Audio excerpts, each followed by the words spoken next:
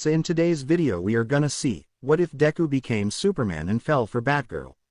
This story is Izuku Absolute Superman by DKDDKS10. Before starting, make sure to hit that like button, as your one like motivates me to bring more stories, and subscribe the channel if you are new so you won't miss our latest videos. We are located in Gotham City, also known as the #1 crime city in the world. That place contained the worst of the worst in the whole world. They were among the worst villains of all time, some created by the consequences of society, and others created because they just had a bad day. But that society, despite being on the verge of chaos, had a group of people who kept it afloat despite the certainties that this meant. And those people were none other than the Bat family. A group of people who, despite life treating them in the worst possible way, found a way to use that pain as strength, and use it to do what was right. We are currently in Wayne Manor, where a black-haired girl could be seen reading some books on linguistics. Cassandra. He went to the is left, and then trying to pronounce the words correctly. At that moment, two girls enter the library and approach Cassandra. Barbara. Hi, Cass, I hope this isn't boring you. Approaching Cassandra with the help of her wheelchair. Stephanie. It's clear she's bored, there are only books here and little action. Cassandra would try to say something to her friends, but the only things that would come out of her mouth would be words impossible to understand. Barbara found Cassandra's attempts at communication cute, while the girl in the black suit found them quite embarrassing. Stephanie approaches Cassandra and sits down next to her. Stephanie. What do you think about going to the Watchtower? Everyone's there, it'll be fun to hang out with our friends. Cassandra thought about it for a while, and she certainly didn't dislike the idea. Cassandra nods her head and smiles at her friends. Stephanie. Okay, Cass, get dressed, and I'll see you in the Batcave. Stephanie and Barbara leave the library, while Cassandra puts on her mask and boots. A few minutes later, Cassandra descends into the Batcave, wearing a suit that completely concealed her true appearance. Stephanie. Okay, let's go. Barbara enters some coordinates into the Batcomputer, and a yellow energy portal opens behind them. Stephanie. Let the party begin. Open mouth smile. They all pass through the portal, and are teleported to the Watchtower.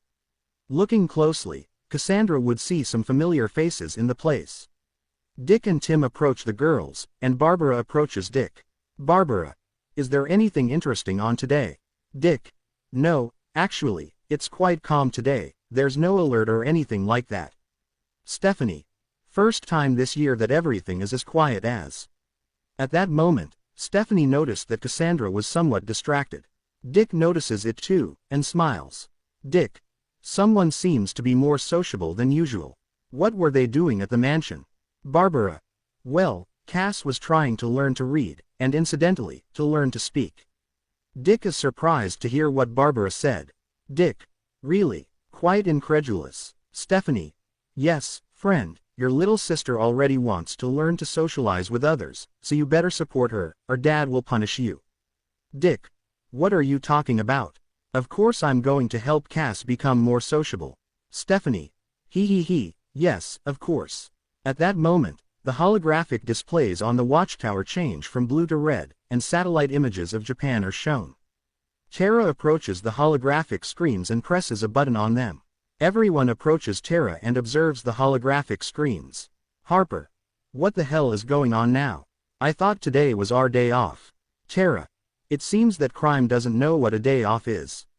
They all watch recordings of a city in Japan being attacked by creatures with exposed brains, along with people trying to stop the creatures without much success. Dick. We have to go help them. Everyone takes their suits and weapons, but at that moment, a loud bang would catch everyone's attention. As they turned around, everyone would see a piece of the Watchtower begin to crack and separate from the rest of the space station. Brian. That doesn't look good. Leah. Do you think it looks good? Of course it doesn't. Megan. Listen, Alpha Team, you're in charge of the creatures attacking Japan. Beta Team, you try to rebuild the Watchtower as best you can until we return.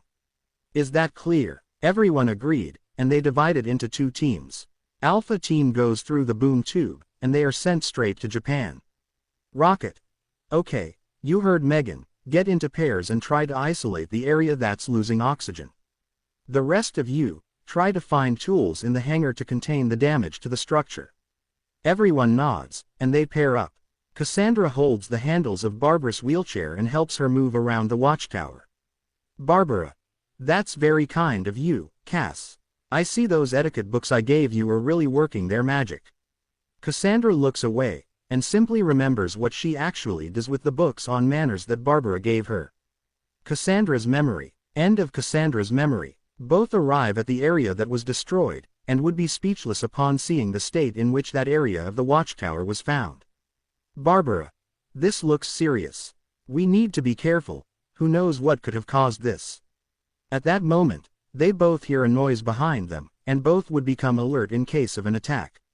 Cassandra draws her katana, while Barbara pulls some batarangs out of her sweatshirt. Someone emerges from the rubble, and as they stand up, both Batgirls are surprised to see them. Barbara. Ooh, God, fearful. Cassandra was speechless when she saw that mysterious subject, but at the same time, she felt impressed to see him. Elsewhere, we are located at the lowest roots of Yggdrasil, the multiversal tree that keeps the multiverse united and at peace. Spider Rider, along with another individual, were keeping the newly created roots of the tree in order. This is stupid. When will I be able to go on an adventure like you and the guy with the hat? Spider Rider. Julio, keeping the roots of Yggdrasil healthy and well cared for is just as important as exploring the universes within it. We can't jump headfirst into action without knowing what we're protecting. Julio. Dude, they're just roots created with pure multiversal energy, sustained by a supreme god. How important can they be if they're protected by such immense power? Spider Rider. You just said it yourself, buddy. Julio. Dude, this is a complete. Julio couldn't finish, as his ring ended up hitting one of the roots. The ring generates a small glow, and causes two of the roots to become entangled with each other. Julio. Oh no, oh no, oh no, rushed face. Spider Rider pulls Julio away from the roots, and tries to separate them using his energy webs. Spider Rider's energy webs break, and the roots bind even more tightly together. Spider Rider. Okay, don't panic, we can fix this, we just need some time, and to do our best to keep this a secret. Julio. Hey, since technically the roots of Yggdrasil are universes, what would happen if this happened to two universes? Well. Spider Rider thought about it for a bit, but he certainly didn't know what to answer. Spider Rider. This is the first time two universes have merged on their own without any outside help. I have no idea how this might affect them. A mysterious, unidentified visitor came face to face with Barbara and Cassandra in one of the destroyed corridors of the watchtower. Cassandra stood firm, her gaze fixed on that mysterious subject, her hand on the hilt of her katana, which was sheathed. Meanwhile, Barbara watched the mysterious masked man with clear curiosity. In a way, she could detect the fear and confusion that this mysterious subject felt. The mysterious subject would try to approach them, but at that moment, a loud noise would attract everyone's attention, and when they turned around, they would all see one of those creatures with its brain outside, looking at them like a predator looks at its prey. The creature lunges at them, but the mysterious subject unleashes a burst of solar energy from his hands, which melts the creature's skin and causes its exposed brain to explode. Cassandra would be amazed by such a feat, while Barbara smiled at the impressive amount of power possessed by the mysterious subject. Are you going to stay there or are you going to escape? Looking at Cassandra and Barbara. Barbara is amazed to hear the mysterious boy's voice, while Cassandra blushes upon hearing his voice. The creature begins to regenerate, and that alarms the three of them. The three escape from the place, and the mysterious boy closes the almost destroyed doors, leaving the creature locked inside. Barbara. Did you bring that thing with you from Earth? I don't remember. My mind is a bit blurry. Barbara. Perfect, that's very helpful, using sarcasm. The mysterious boy was confused by Barbara's attitude, but Cassandra signaled to him not to take it personally. Stephanie. She and Damien were walking through the corridors of the watchtower. Stephanie. And what about that girl Mia Mizuguchi? Is she cute? Is she sweet? Is she a spoiler fan? Smirk. Damien. Don't start, Stephanie, you'd better not make this awkward. Stephanie. Hey, I'm not making it awkward, I'm giving life to a future ship with potential. Damien. And the awkwardness has already begun. You should seriously get a new hobby instead of trying to match people up in relationships. Stephanie. You offend me, you little ball of hate.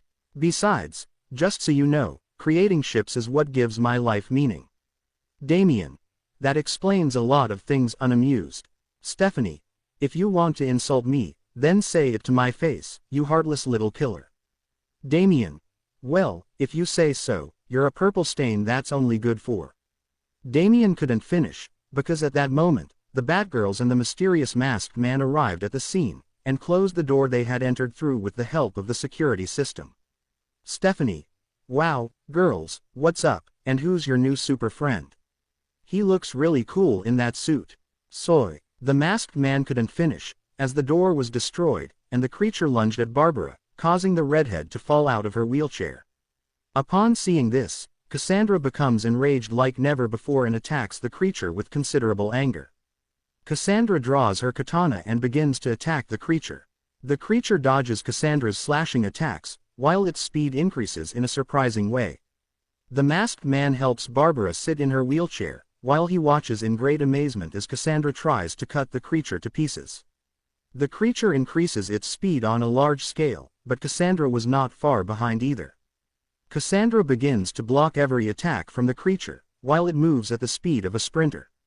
The creature transforms its hand into a sword, while Cassandra kicks the creature in the face, causing it to back away. Pieces of the creature fall to the ground, while the floor and walls are stained with its blood. Stephanie. Woo, now that's killing with style. Relieved face. Damien. Not bad. Open mouth smile. The masked man blushed slightly as he saw how Cassandra had completely controlled the situation, but his blush wouldn't be visible because of his mask. Cassandra removes her mask, and the masked man is surprised to see her scarred face. Barbara notices that the masked man had his eyes on Cassandra. Barbara. If her face surprises you, your brain will explode when you see the rest of her body. Grin. The masked man looks away, but Stephanie would realize what was really happening, or well, she just saw what she wanted to see. Stephanie. Mind. Damien. This girl is hopeless. Looking at Stephanie with disappointment. A few minutes later, Harper could be seen bandaged up to her ears, lying on the sofa in the Watchtower's break room as if she were half dead, while Violet massaged her back. Violet. What happened in Musutafu? Harper. Some fucking blonde son of a bitch attacked me for no reason, even though I was helping some kids out of some rubble. Blondes are trash. Artemis, Wendy, and Tara glare at Harper. Harper quickly tries to rectify his mistake. Harper. I'm talking about blonde guys. You girls are super cool, you guys are awesome. Grin. Thumbs up. The girls stop looking at Harper in a bad way, and simply go back to their own business. Harper. Phew, I managed to dodge the bullet. Meanwhile, Cassandra and the masked man placed the creature's remains in reinforced containers so that the creature would not be able to regenerate again. Connor approaches the masked man and Cassandra. Connor. Thanks for your help, but I think you'll also have to take responsibility for the damage you did to the Watchtower. Ah, of course, no problem, I'm truly sorry for everything that happened because of me. Connor. Hee hee, you're quite polite, I like that. By the way, what's your name? Oh, yes, my name. Well, I think it's Izuku.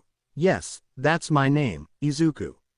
A few hours later, Izuku could be seen helping the League and the Outsiders repair the Watchtower. At that moment, Wendy and Leah approach him and Cassandra. Leah. Hey, Izuku, Wendy and I have a question for you. Izuku. Okay, you can ask whatever you want. Wendy. Is your suit some kind of unstable nanotechnology molecules? Izuku remains silent, unsure how to answer Wendy's question. Izuku. Well, to be honest, I don't know for sure. Leah. What do you mean you don't know? You have no idea what you're wearing. Izuku. Well, I woke up using this, and I don't really remember some things very well. Wendy. It sounds like you have amnesia. Izuku. Yes, that's quite likely. Upon hearing that, Cassandra would feel a little bad for Izuku. With Megan, she and Connor were talking privately about what had happened. Megan. Are you sure the boy who helped Barbara and Cassandra is a Kryptonian? Connor. I'm not entirely sure yet, but I think the symbol on his armor could be some kind of clue too. Megan. Honey, we can't say for sure yet. But maybe if we question him, we could find out more about him. And we could find out how he got that armor. Connor. Okay, if you say so. Harper. With Violet's help, she approaches Izuku so she can talk to him. Harper. Hey, new kid, glancing sideways at Izuku. I just wanted to let you know, your armor is super cool. Izuku. Oh, well, thank you. I don't really know how it works, but all I know about it for now is that I can fly and I have super strength. Violet. Basic Kryptonian abilities. Not bad. I bet you also have ice breath and heat vision. Harper. That would be super cool, but I seriously doubt you can do that if you don't have holes in your helmet. Izuku. Maybe I could make some modifications to it so I could use those abilities holding his helmet. Izuku tries to remove his helmet, but it wouldn't come off his suit. Violet. Let me help you, trying to help Izuku. Violet starts pulling Izuku, and tries to rip the helmet off his head. Izuku. Hey, you're going to rip my head off, confounded face. Harper grabs Violet by the hip and starts pulling. Cassandra grabs Izuku by the shoulders and starts pulling. Meanwhile, Leah and Wendy watched everything while trying not to laugh, while Tara recorded everything with her phone. Tara. This reminds me of when I was a little girl and my head got stuck in a bucket. Leah. Really, Tara? I was 4 years old, and I was getting to know the world, and Brian and Gregor were to blame for that happening. Wendy. I see. At that moment, Izuku's hands begin to generate a blinding glow, and a powerful beam of solar energy sends Violet and Harper flying far away. Tara. Wow, that was amazing. What kind of Kryptonian are you, buddy? Open mouth smile. Izuku. I have no idea, looking at his hands with some disbelief. Harper crawls like a zombie towards Izuku, while his bandaged body smokes from the strong attack he received. Harper. Bro, if you're going to be part of this team of misfit teens who were rejected by society, you better control your powers or you'll end up in Iron Heights by my own hand. Cassandra looked at Harper with complete disapproval of his words, while Izuku was somewhat nervous. Garfield. He and Victor were inspecting one of the dismembered parts of the creature that Cassandra had cut into pieces. Garfield. Cass really outdid herself this time, playing with one of the creature's eyes. Victor. Dude, leave that alone, it's super disgusting, looking at a blood sample from the creature under a microscope. Victor inspects the sample with extreme care using his cybernetic eye and the microscope, and he notices something quite interesting. Victor. That's strange, this blood sample is human DNA, but it looks as if it has been modified from its cells. Garfield. Do you want me to call Adam or Bumblebee to take a closer look? Victor. Perhaps not at the moment, this could perhaps be contagious to humans without genetic modifications or biotechnologies. Garfield. Okay, so what do you propose? Victor. Maintaining this as a sub-zero state, so that the muscles remain rigid and there are no unexpected surprises. Garfield. Okay, then I'll go find Leonard and Frost. A few minutes later, we are now in the watchtower hangar, where Tara was using a lever to try to pull the helmet off Izuku's head. Tara. What on earth is your suit made of, a dwarf star? Already quite stressed by the whole situation, Izuku wouldn't understand what Tara meant by dwarf star, but he was certainly getting fed up with not being able to take off his helmet. Tara steps back, then lunges at Izuku and begins to angrily hit his helmet. Tara, why don't you break yourself? Giving one last blow, already quite tired, Tara throws the lever to the ground, then lies face down on the ground, quite tired. Izuku. Yo, Tara. Not a word, Izuku. Brian. I don't understand, the suit seems to be completely sealed and airtight, are you sure you don't remember how you put it on? Izuku. I already told you, I woke up with this on, and I don't remember anything at all. Harper. This isn't motivating. Putting some clothes on over her bandages, Izuku takes a seat in a chair and covers his helmet with his hands. At that moment, Izuku's hands begin to generate solar energy, and his helmet begins to heat up. Leslie. Hey, dude, your face is gonna melt if you keep doing that. Izuku looks up, and at that moment, his suit begins to change, and take on a new form. A layer of red sand is generated from his shoulders and back, the spikes and spikes on his helmet and suit disappear, and now his helmet has red eyes. Just remove the Mega Epic Super Energy Blaster and you're done. Everyone would be amazed, but Cassandra would be the most amazed. Izuku's helmet begins to deform, revealing his true face. Everyone is shocked to see Izuku's face. Izuku. Is something wrong? Do I look bad? Cassandra. Flushed. Stephanie. Okay, the damn guy is handsome. Harper. You said it. A few minutes later, Rip Hunter was scanning Izuku's armor in the Wave Rider's infirmary. Rip. Interesting. It seems the suit you're wearing is some kind of techno-organic creature, symbiotically bonded to you, living by instinct, and it chose you as its wearer. Upon hearing that, Izuku would become somewhat nervous. Izuku. And how do I get her to stop choosing me? Rip. It's not that easy. She has to decide to leave you. Izuku. Ella. Rip. Or L, however you choose to refer to L. Izuku. You know what? I prefer her, that way I don't get involved in things I'd rather not be a part of. With Violet, she was putting bandages and a special medical cream all over Harper's body so that she would recover faster. Harper. Where's our new friend? Brian. Mr. Hunter took him to the Wave Rider to do some scans of his suit, to find out what it's made of and how it works. Harper. I'm really curious to know how that fancy pajama set works. Stephanie. I bet someone's going to make a contingency plan in case things get out of control, glancing sideways at Cassandra. Cassandra simply looks away, but she did have the idea of contingency plans in mind. At that moment, Clark, Bruce, and Diana approach the young heroes. Bruce. Cassandra, I'm glad you decided to come, I'm sorry it wasn't as you expected. Cassandra smiles at her father and simply signals to him not to worry. Clark. Excuse me, guys. Connor said he wanted to introduce me to someone. Do you know where Connor and Megan are? Tara. I think they're on the bridge, maybe they're investigating what's happening exactly in that city in Japan. Diana. Yes, I certainly find what's happening in Musutafu quite suspicious. Perhaps we should investigate what's going on in that city more closely. Bruce. I already have someone taking care of that. Stephanie. Really? And Musutafu. A man could be seen watching over the now desolate battlefield. The figure emerges from the shadows and stands near the edge of the building's rooftop, revealing his true appearance. Knuckleduster.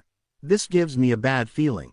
Knuckleduster would see as the students of Class 1A of the UA Hero Academy helped some civilians get out from under the rubble. Knuckleduster thinking that explosive idiot attacked Harper for doing the same thing they're doing right now. Without a doubt, Musutafu's heroism system is beyond rotten. Knuckleduster moves away from the edge of the rooftop and takes out his phone. Knuckleduster begins to write a message to Bruce. Knuckleduster. Everything's fine here. Some young UA students are helping some civilians. I'll keep an eye on them in case anything strange happens. Sends the message. Bruce. Thumbs up. At the watchtower, Izuku could be seen talking to Cassandra, while they were watched from afar by some of Cassandra's friends. Izuku. So, you can't talk. Cassandra looks away, somewhat uncomfortably. Izuku. I'm sorry if I made you feel uncomfortable, it wasn't my intention. Cassandra signals to Izuku not to worry. Izuku would not understand that sign at all. Meanwhile, Stephanie was brainstorming thousands of plans in her head so that Izuku and Cassandra could have an amazing date. Stephanie. They're so cute together. Tara. Don't exaggerate. They've only known each other for about an hour. Stephanie. Yes, but I've never seen Cass so happy to interact with someone who isn't part of the Bat family. Harper. Face with raised eyebrow beer. Stephanie. Seriously, just look at them. They're super cute. Grin. Everyone is looking at the new couple of friends. And they'll notice something. Cassandra. Smiling face. Leah. How lovely, she's smiling. Stephanie. Exactly, Cass almost never smiles. She's only done it a few times with the Bat family. Jamie. You're exaggerating. Kaji says. Stephanie Brown may have a point, Jamie. Jamie. And since when do you choose a side? Kaji says. I'm not choosing sides. I'm just stating the obvious. Cassandra Cain and this kid Izuku might complement each other well. Jamie. Do you really believe that? Kaji says. It's pretty obvious my calculations never fail. Also, Maybe you could learn something from them to improve your relationship with Tracy 13. Jamie. Okay, you're going too far, Kaji. As Jamie and Kaji continued arguing, everyone watched them with some discomfort. Tracy. I'm never going to get used to this. Tara. In any case, what did you see in Jamie? Tracy. Jamie is really cool and nice. And Kaji is pretty friendly, we're like best friends. Harper. Summary. Trio. With Izuku, he and Cassandra were testing the suit to find out what else it could do. Cassandra and Izuku bumped fists, and at that moment, a part of Izuku's suit attaches to Cassandra's arm. Izuku got a little scared. Meanwhile, Cassandra seemed somewhat happy. Cassandra closes her eyes and begins to imagine something in her mind. Everyone approaches the pair of friends, and they would see how Cassandra begins to shape Izuku's armor's nanotechnology with just her mind. Tara. Wow, Stephanie. This just got interesting. Cassandra combines nanotechnology in the palm of her hand. A small ship forms in her hand, while the lower part of the ship connects to small rows of nanotechnology on Cassandra's hand. Garfield. Interesting. Looks like someone has a lot of hidden creativity in their hard head. Cassandra. Angry. Garfield. I swear it was a compliment. I didn't insult you. Cassandra. Face with rolling eyes. Izuku. He. Hey Cass, you're quite interesting. Grin. Cassandra blushes slightly, and the mini-ship begins to change its appearance, until it becomes a puddle of white liquid on the ground. Garfield. Anyone got a mop? Leslie. I'm not touching that thing. Wendy. Screw you, I won't do it. The puddle reverts to its nanotechnology form, and joins the nanotechnology that was in Cassandra's arm. Cassandra touches Izuku's shoulder, and the nanotechnology merges once again with Izuku's suit. Tara. Well, I guess we have our own Superboy. Meanwhile, Connor, Megan, and the Trinity watched Izuku and his friends from afar. Clark. Wow, Izuku is amazing. Open mouth smile. Bruce. Diana. Is Daddy Bat jealous? Smirk. Bruce simply looks away. Megan. With proper training, Izuku will surely master his armor perfectly. Connor. You know, if you want, I can take care of your training. Clark. That would be a great help, Connor. The next day, Izuku and Cassandra were training in a training area of the Hall of Justice. Izuku fires beams of solar energy from his hands, but Cassandra manages to dodge them with extreme precision. Izuku is more than amazed by Cassandra's great fighting skills. Izuku, thinking, it's amazing, open mouth smile. Cassandra throws some shuriken at Izuku, but he manages to dodge them with extreme precision. Cassandra takes advantage of the distraction and lunges at Izuku with her katana, ending up right on top of him. Meanwhile, Tara and the others watched their progress in the monitoring room. Harper. Am I the only one who thinks Cassandra is enjoying this? Tara. You're not the only one. Wendy. It's like a puppy with a new toy. Stephanie. A little dog that, if it wanted, could rip the skin off your face with its lips. Leah. Can he really do that? Stephanie. They have no idea, and things get much worse if Cass is angry and hungry. Stephanie's memory. End of Stephanie's memory. Stephanie. Since then, Bruce forbids Cassandra from going on any mission without some food in her utility belt. In case she gets hungry and angry. Tara. Sounds like Batman has his favorites. Damien. You have no idea. Unamused. With Izuku. Her red sand cape sends Cass flying, but she uses clawed gauntlets to grab onto the ceiling.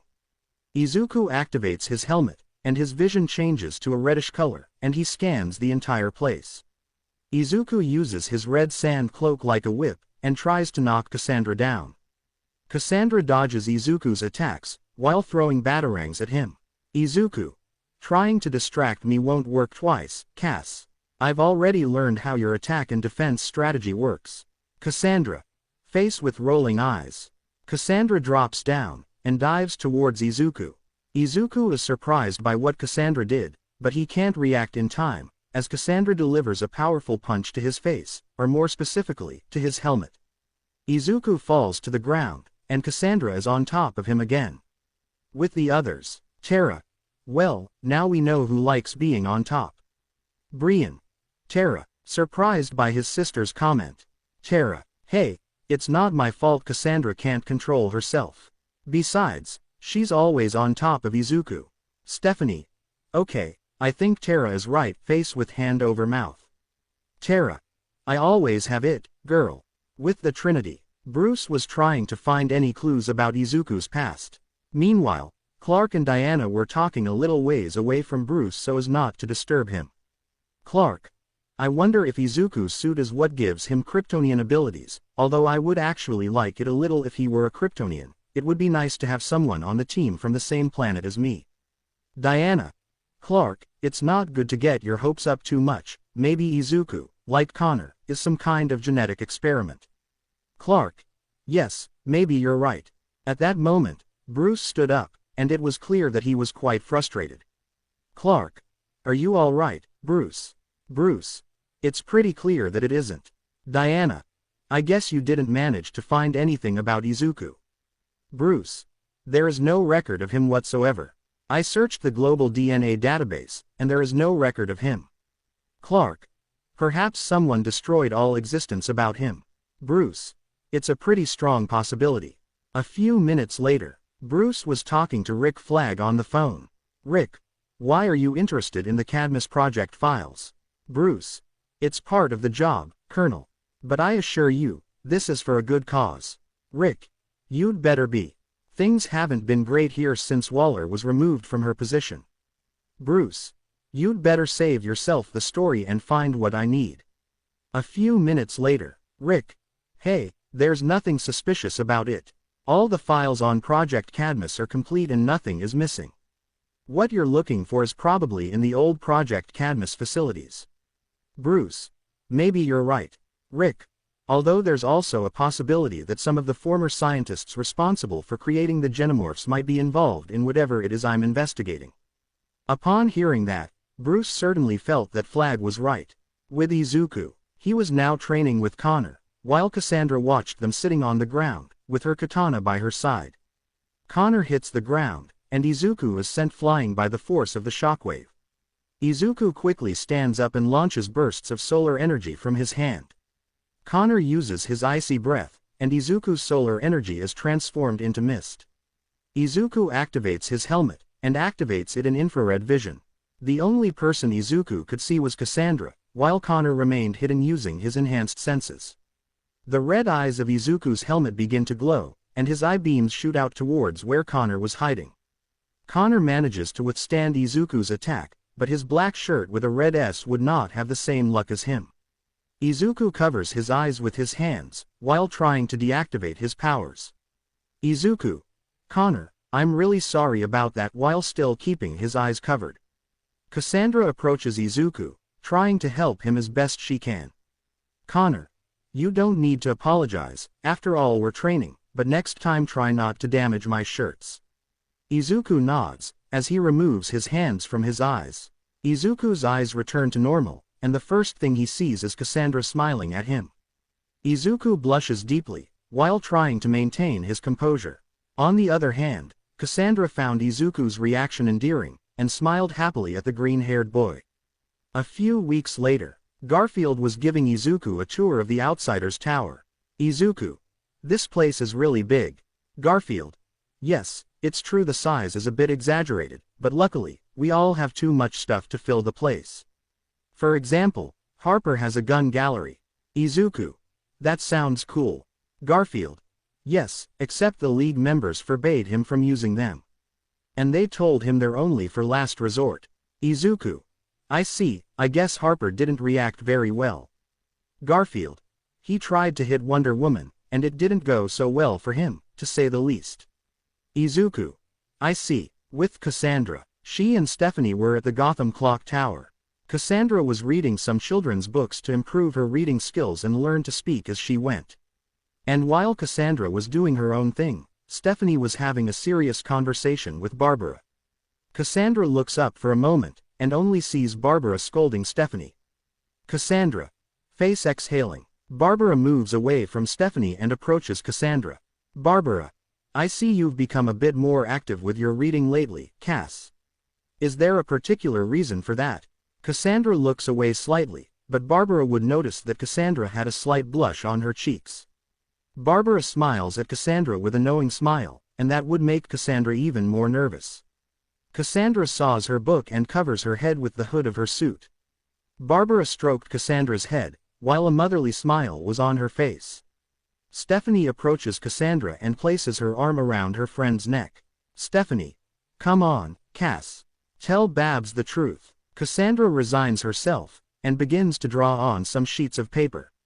Barbara and Stephanie would be confused at first, but the results of the drawing surprised them both. Stephanie. Why does Izuku look so great and yours looks awful? Cassandra. Angry. Stephanie. Oh, sorry. Cold sweat smile. Barbara begins to think and connect the dots, and she already has a clear idea of what Cassandra meant. Barbara. Ooh, I see what's going on. You have feelings for the new team member, but just out of curiosity, do you feel friendship and camaraderie, or do you feel love for him? Cassandra blushes slightly and shakes her head. Barbara. Don't you know? Cassandra shakes her head again. Barbara.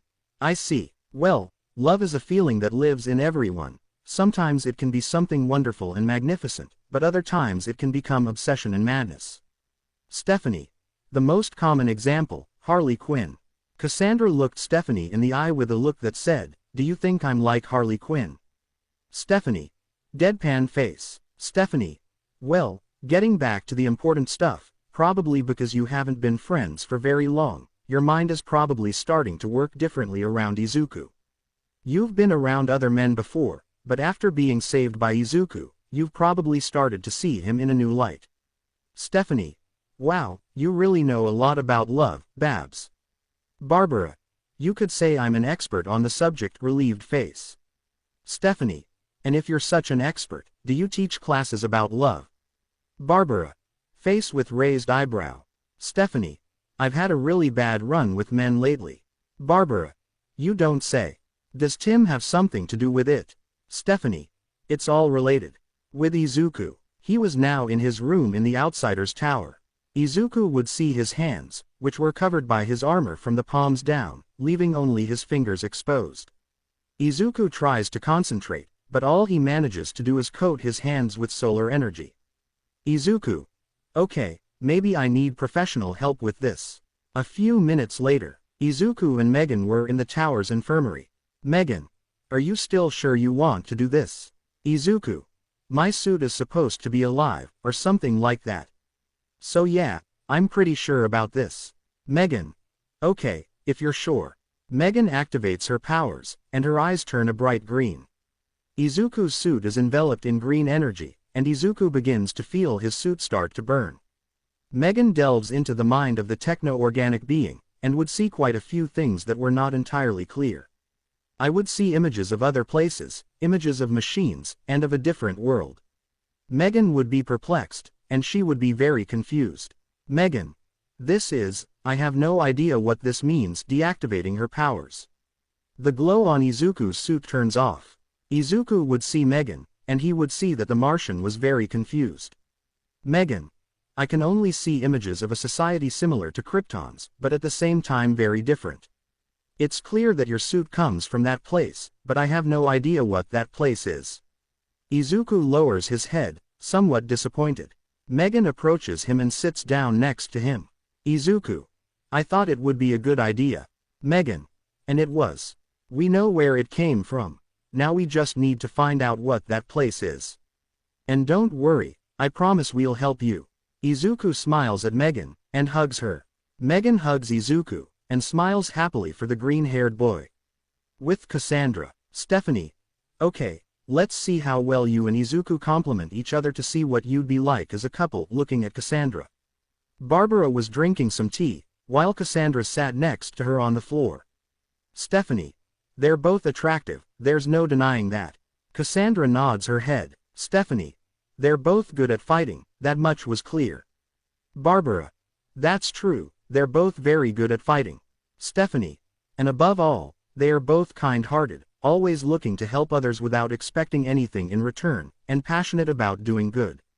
And to top it all off, they surely share the same pain from a tragic past. Cassandra and Barbara roll their eyes and try not to question Stephanie's last statement. A few days later, we are located in Metropolis. The outsiders were tasked with intercepting and capturing a group of criminal metahumans from Central City. Izuku, Harper, Terra, and Violet were in the sewers, waiting for the right moment to begin the mission. Izuku activates his helmet, while the girls put on oxygen masks. Harper. Damn, the filters on my mask aren't working. Izuku. Then hold your breath. Izuku activates his infrared vision, and he sees 3 people starting to leave a bank with many bags of money. Izuku. And there they go. I think we can begin. Terra. Okay, showtime. Terra closes her eyes, and everything begins to shake. With the thieves, the 3 criminals get into a black van, and one of them takes the driver's seat and starts the engine. Cracks begin to appear in the road, and everything begins to shake. The criminals didn't know what was happening, but at that moment, a powerful explosion would erupt from the ground, sending them flying far away. The criminals get out of the car with the bags of money, and they would see Izuku and his team approaching them. Harper draws his weapons and points them at the criminals. One of the thieves steps forward, and his entire skin is covered in diamond. Violet. Wow, that's amazing, hushed face. The Diamond Man lunges at Harper, while she begins shooting at him with special bullets. Violet tries to use her now red hair to capture the Diamond Man. But another criminal throws spikes protruding from his body at Violet. Izuku uses his heat vision to disintegrate the spikes, while Terra levitates several rocks to use as shields. The Diamond Man manages to land a punch on Harper's face, causing Harper to feel a little dizzy and stumble back from the impact of the blow. Harper regains his bearings and manages to reload his weapons in time. The Diamond Man lunges at Harper, but she manages to shoot him in the mouth, causing his left cheek to be completely shattered. Human flesh and pieces of diamond fall to the ground, and the Diamond Man backs away. Harper. You may be unbreakable on the outside, but you're not on the inside. The Diamond Man covers his wound with his hand, and tries to attack Harper again.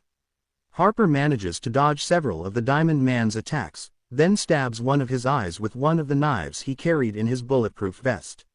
The Diamond Man backs away, the knife still lodged in his eye, and Harper seizes the opportunity to shove a taser into the Diamond Man's mouth, knocking him unconscious with the powerful electric shock. With Izuku, the man with thorns attacks Izuku with his sharp weapons, but Izuku's suit manages to withstand his enemy's projectiles. Terra pulls a handful of rocks from the back pocket of her suit and hurls them at the man with the spikes like lethal projectiles. The man with the spikes falls to the ground unconscious, and quite injured by the attack of the Terra rocks. Izuku and the girls approach the last criminal, ready to fight. The man holds one of the van's cables, and his body begins to be covered in electricity. Harper. Is it some kind of energy-conducting metahuman? Izuku. With everything I've seen these past few days, I think maybe I could be one. The metahuman rushes towards them at full speed, and hits Violet in the face, instantly electrocuting her in the process. Violet falls to the ground while healing herself using her powers. Harper approaches Violet to help her, while Izuku and Terra get into fighting stances ready to attack. Izuku quickly uses his red sand cloak like a whip, and lashes out at the electric metahuman. The electricity metahuman quickly dodges Izuku's layer of red sand, then attempts to electrocute Terra. Terra quickly covers her arms with rocks from her belt, then uses them like rock gloves to try and hit the electricity metahuman.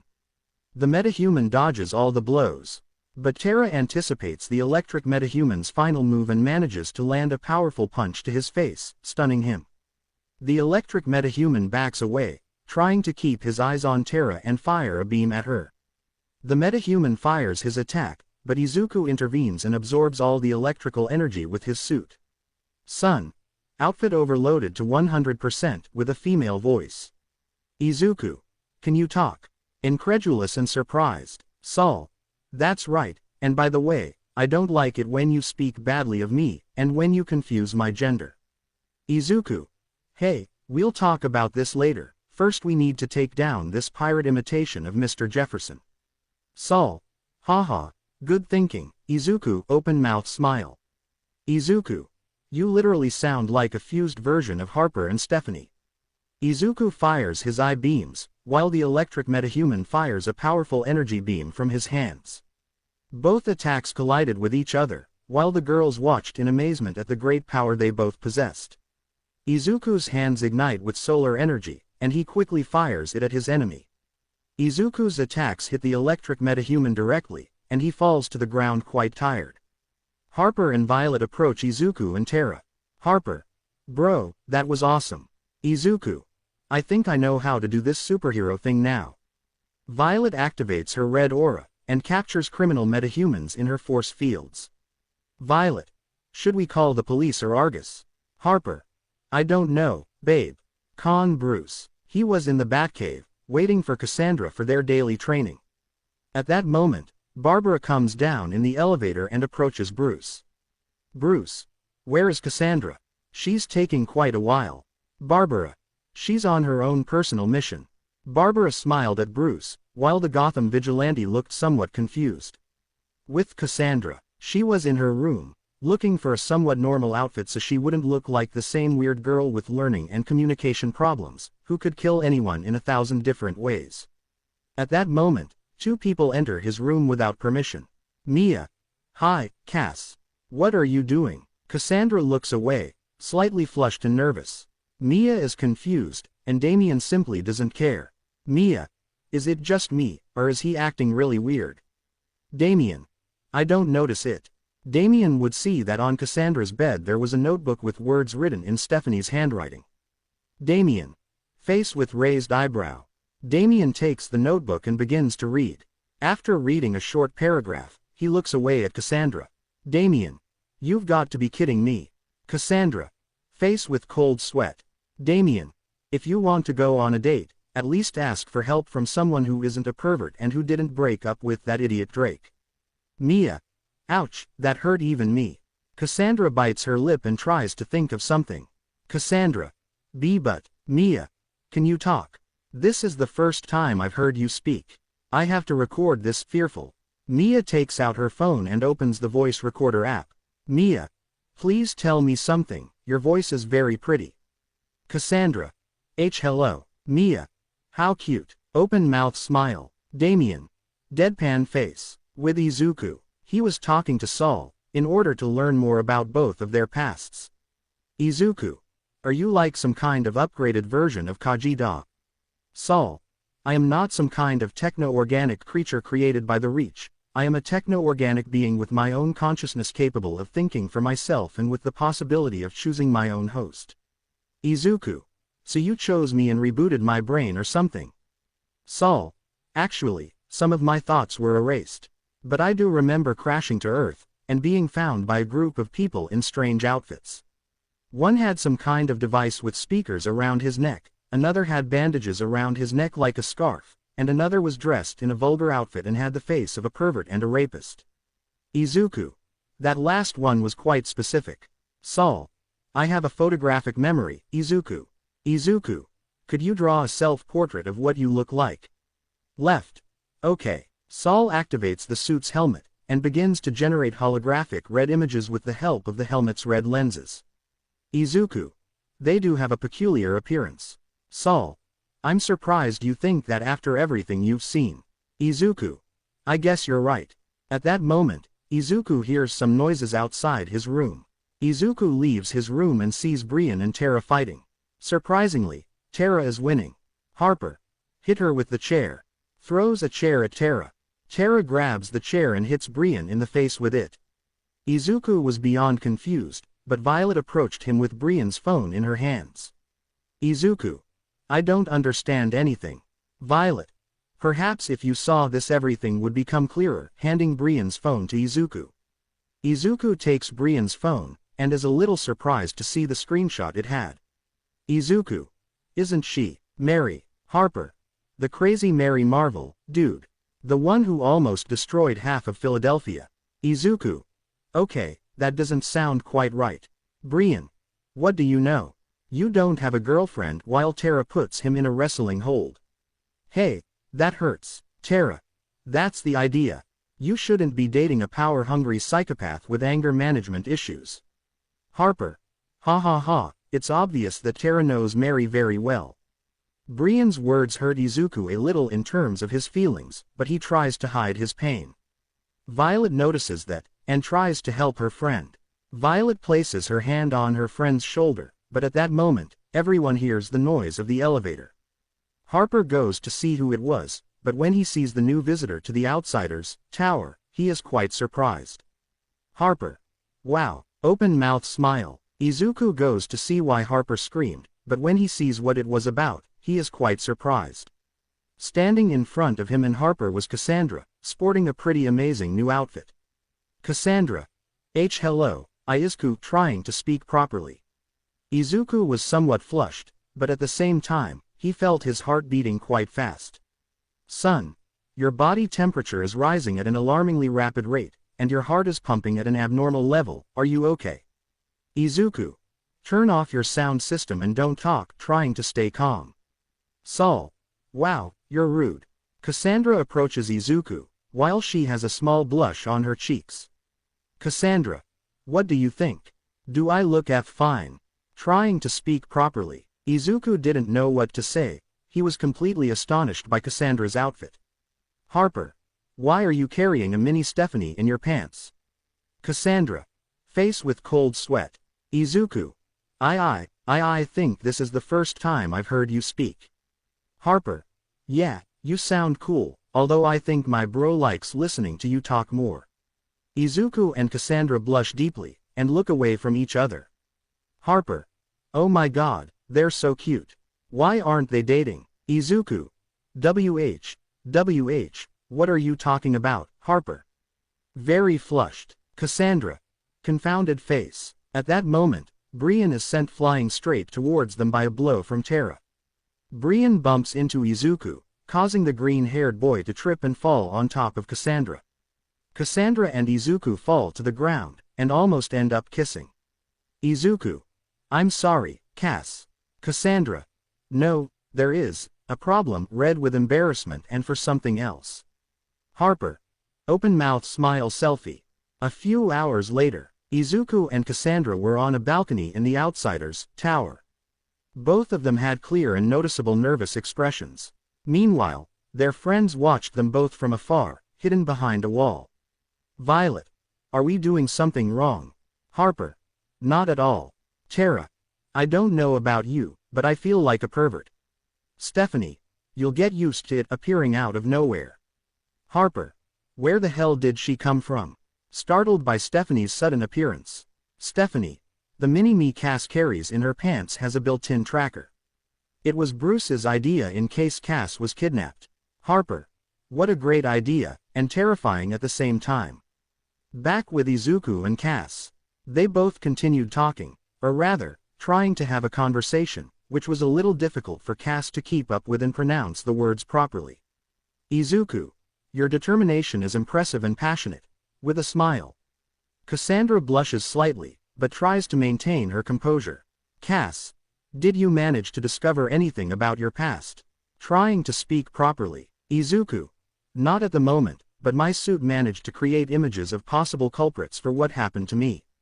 Cass. Maybe the Batcomputer could help. Trying to speak properly. Izuku. That's a good idea. With a smile. With the others. Stephanie. Why aren't they kissing? Cass. Stick your tongue in his mouth. Angry. Terra. You urgently need another boyfriend, Stephanie. Obviously not. I am completely independent of love now. I don't need it anymore. Harper. Clearly not. Stephanie. Excuse me, Harper. So how did you and Tim break up? You two made a cute couple. Stephanie. One word. Bernard in a serious and angry tone. Terra. Ooh, Tim likes rifles, good for him, trying not to burst out laughing.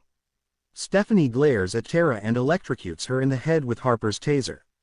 Terra falls to the ground dazed, and drools from the strong electric shock she received in her brain. Harper. You idiot, you left her worse than she already was. Stephanie. Don't worry, Terra is a metahuman and was part of the League of Shadows, she'll be fine in a few minutes.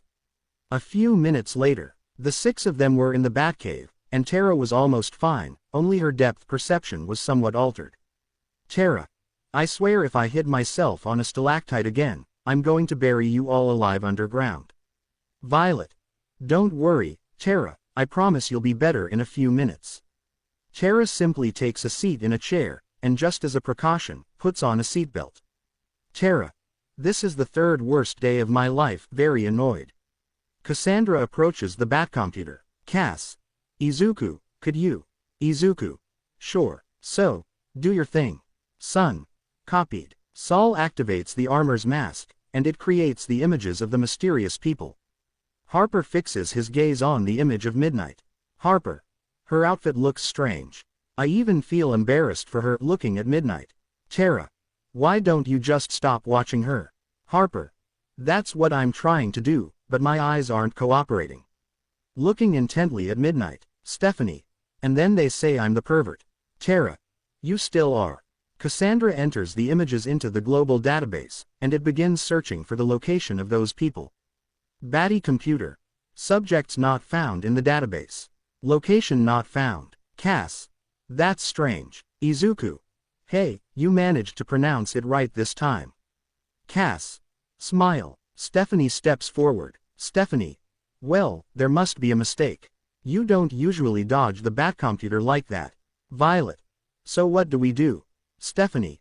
We will use the watchtower to locate these people. A few minutes later, the group was at the watchtower. Saul enters the images into the watchtower database, and it begins to track these mysterious people. Stephanie. Now that I think about it, these guys have Japanese features. Could they be from somewhere in Japan? Izuku. Maybe. Stephanie. Yes, maybe that's it. Hey, you have a Japanese face, maybe you're from Japan too. Now Izuku would be somewhat convinced by what Stephanie said. Izuku. Now that you mention it, it's quite likely. Harper. I think if this doesn't work, we'll have to go straight to Japan to find out what's going on. Violet. That would be so much fun, I'd love to visit Japan. Terra. It doesn't sound so bad, actually. I wonder if there are metahumans in Japan too. Stephanie. In any case, there would be Kamen Rider or Super Sentai, or whatever they're called. Cass. Shuna de difficile de pro pronuncer trying to speak correctly. Stephanie. Don't worry, it's not that complicated.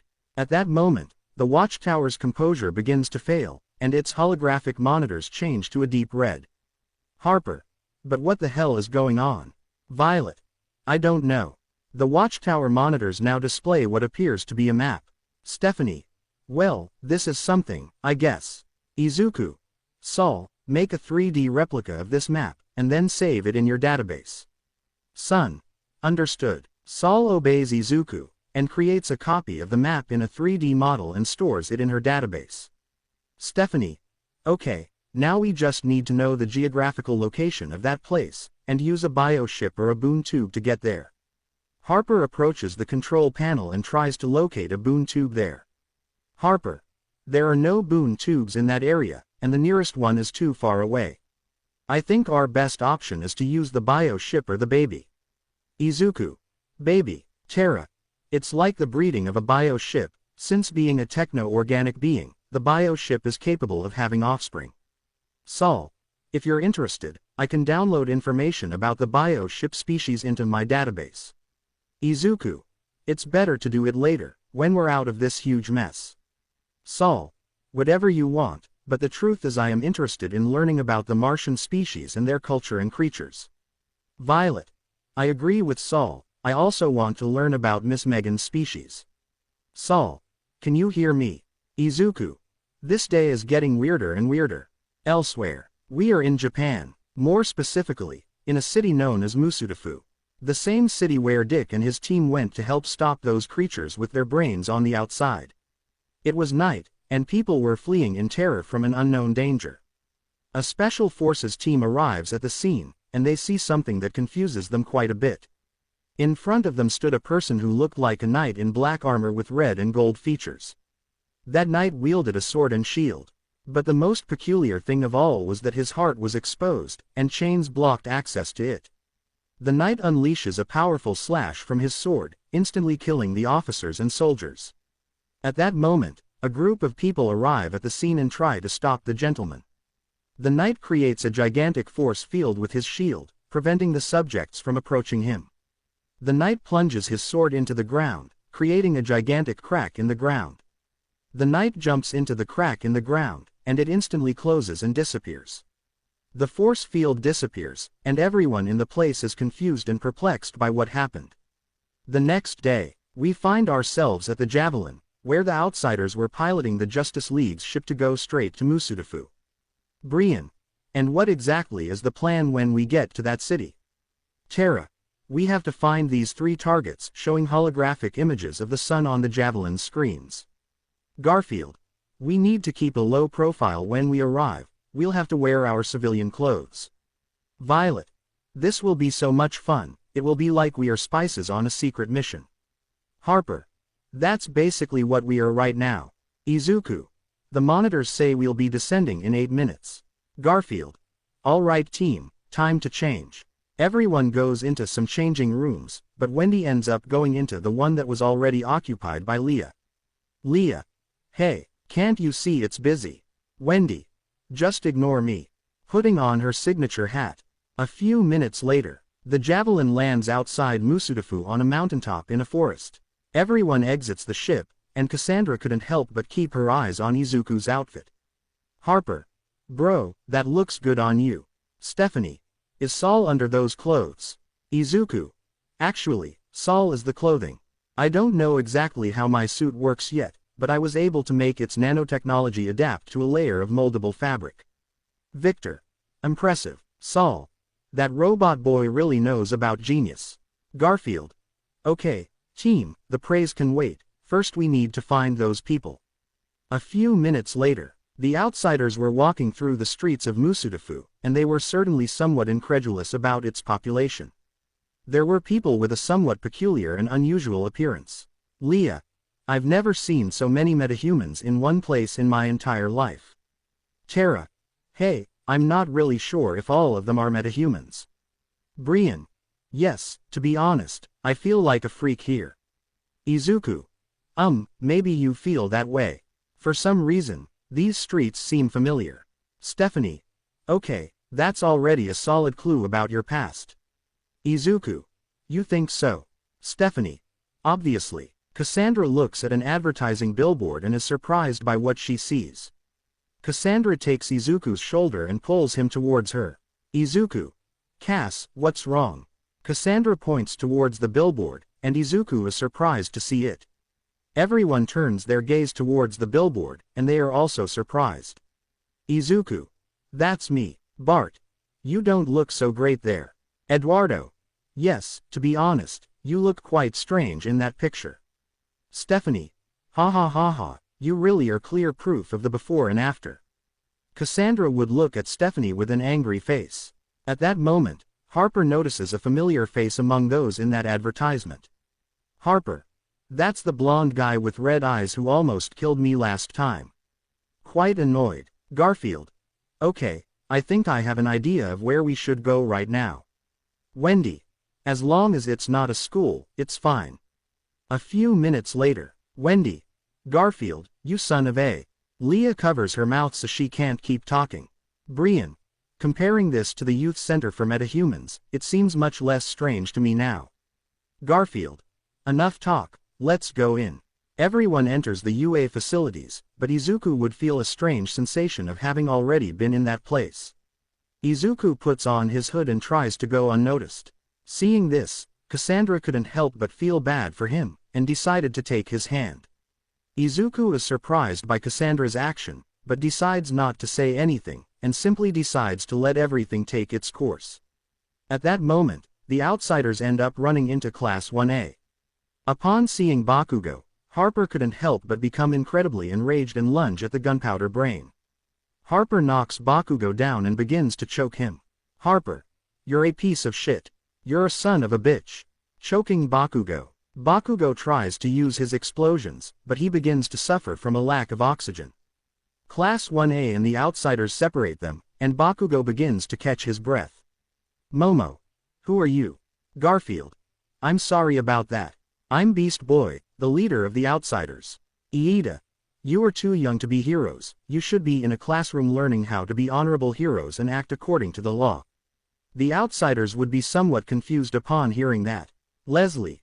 Do these guys think you have to study to be a hero? Harper. That's the most absurd thing I've ever heard. Being held by Kajida's claws. Mina. Are they vigilantes or unofficial heroes? Violet. Excuse me, but I didn't understand your question. Bakugo. It's clear you're as stupid as your ridiculous outfit. Violet would be sad, and Harper would be filled with rage. Harper breaks free from Kajida's grip and launches himself at Bakugo again. Bakugo tries to throw an explosion at Harper, but she manages to knock him down in time, and begins to brutally beat him. Izuku tries to stop Harper, but she accidentally elbows him in the face, causing her hood to stop concealing her true identity. Class 1A couldn't believe their eyes when they saw Izuku. Everyone was surprised and incredulous, but the one who was most astonished was a girl with hazel hair. Izuku. I did feel that a little. Harper.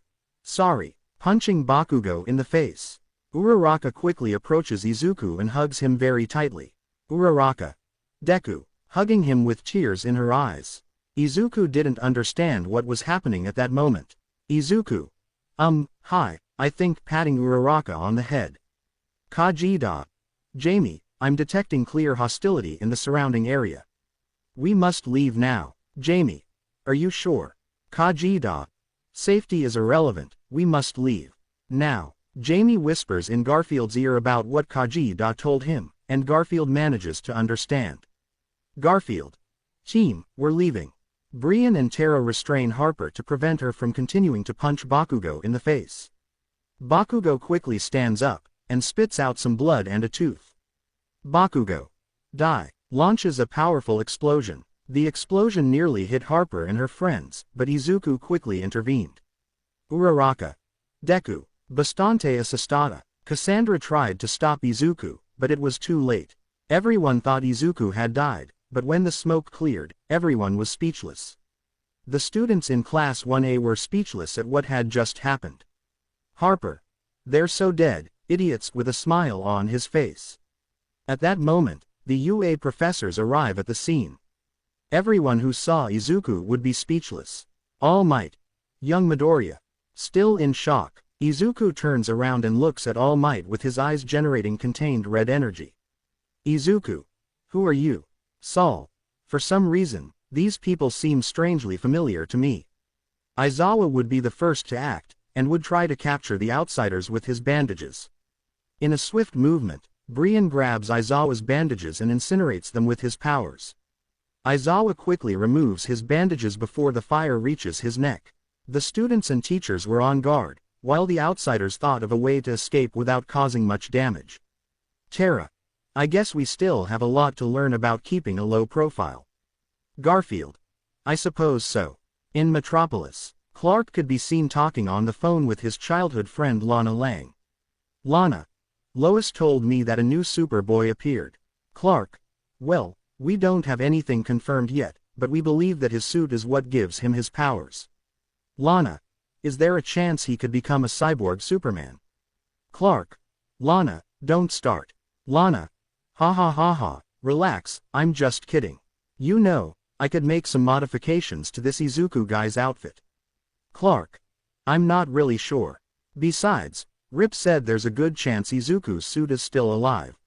Lana. Well, I bet that suit and I could get along if we talked a little. Clark. I doubt that a little. Con Los Outsiders. Izuku quickly uses the red sand from his cape to create barriers, and these harden and transform into ruby barriers. Sun. Not bad. Izuku. I didn't even know you could do that. Brian. Okay, are we going to fight or are we going to escape? The outsiders look at each other. Then they look at their leader. Garfield hesitated for a moment, but he knew they didn't have many options. Garfield. Okay, showtime. Izuku transforms his protection back into its red sand form, and it returns to its cape form. The outsiders get into position, then launch into action. Andy transforms into her mist form and disperses throughout the area. Leah activates her powers, and creates an illusion of a malefic beast from Mars. Students from other courses escape the scene, while students from the hero courses retreat in fear. Leah uses the malefic to clear a path through the corridors, and sends him to find a safe exit. The outsiders use Andy's mist form to attack undetected. Bakugo. Enough of this stupidity. Bakugo throws an explosion into the ground, causing Andy to revert to her human form with some injuries. Leslie helps Andy to stand up. Aizawa tries to use his quirk to erase the outsiders' powers, but it has no effect on them. Aizawa. It's impossible, unable to understand.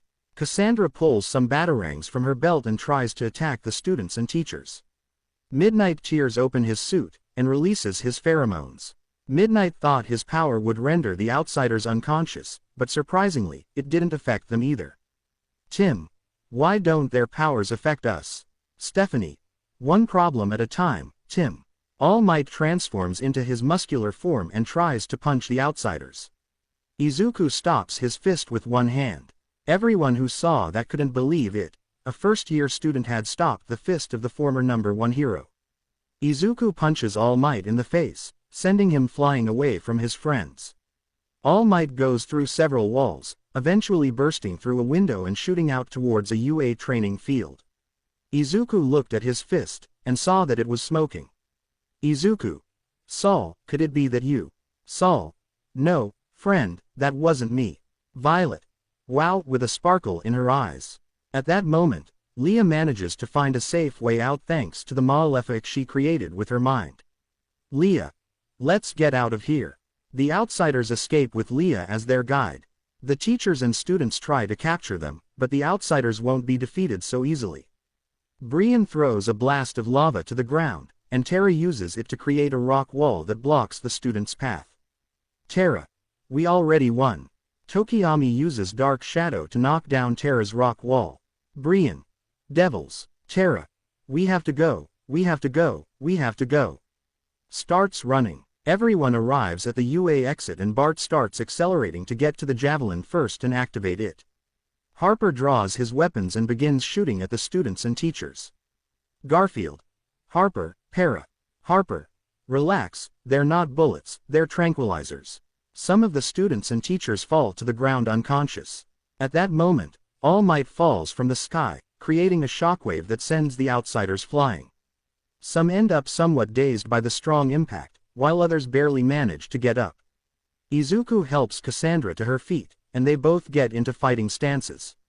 Cassandra draws her katana, while Izuku activates his armor helmet, and with it an energy blaster. All Might. Young Midoriya, I urge you to reconsider. The people you are with are very dangerous. Cassandra gets angry when she hears that. Izuku. I don't know who you are or who the people with you are, but unlike you, my friends have treated me quite well. All Might clenches his fists. All Might. Very well, then so be it. Izuku and Cassandra launch themselves at All Might, and begin to fight. Cassandra manages to cut All Might, while Izuku starts shooting at him with his blaster. All Might steps back, and prepares to attack. All Might. Texas Smash. Launching his attack, Izuku stands in front of Cassandra, and uses his red sand cloak to protect them both.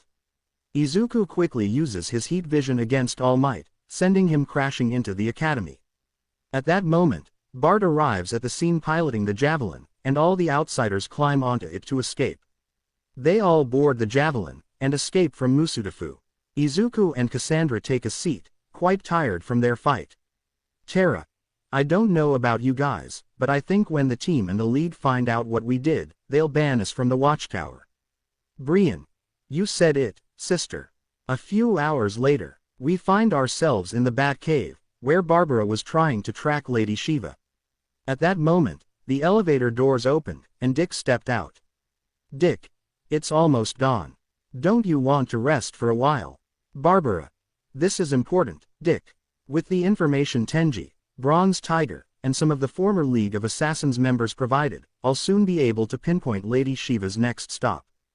Dick. I think you're taking this a bit personally. Barbara. Listen, after all the suffering Lady Shiva put Cass through, I'm not willing to stop until she pays for everything she did. Dick simply doesn't say anything, and just stares at the monitor. In a Star Labs hangar, Artemis could be seen scolding the outsiders for what they did. Artemis. I'm very disappointed in all of you. And especially in you two, glancing sideways at Izuku and Cassandra. You two are supposed to be the most responsible and experienced when it comes to handling difficult situations. I can't believe you both got yourselves into this mess. Izuku. Miss Artemis. Don't blame Cass and my friends for this. We only did this mission to learn more about my past. And well, Leah. It went pretty well. Wendy. We were almost captured, but we managed to escape without any casualties.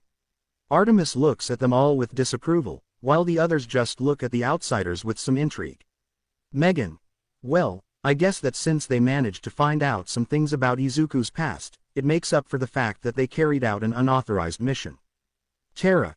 So, will they let us have access to the watchtower again?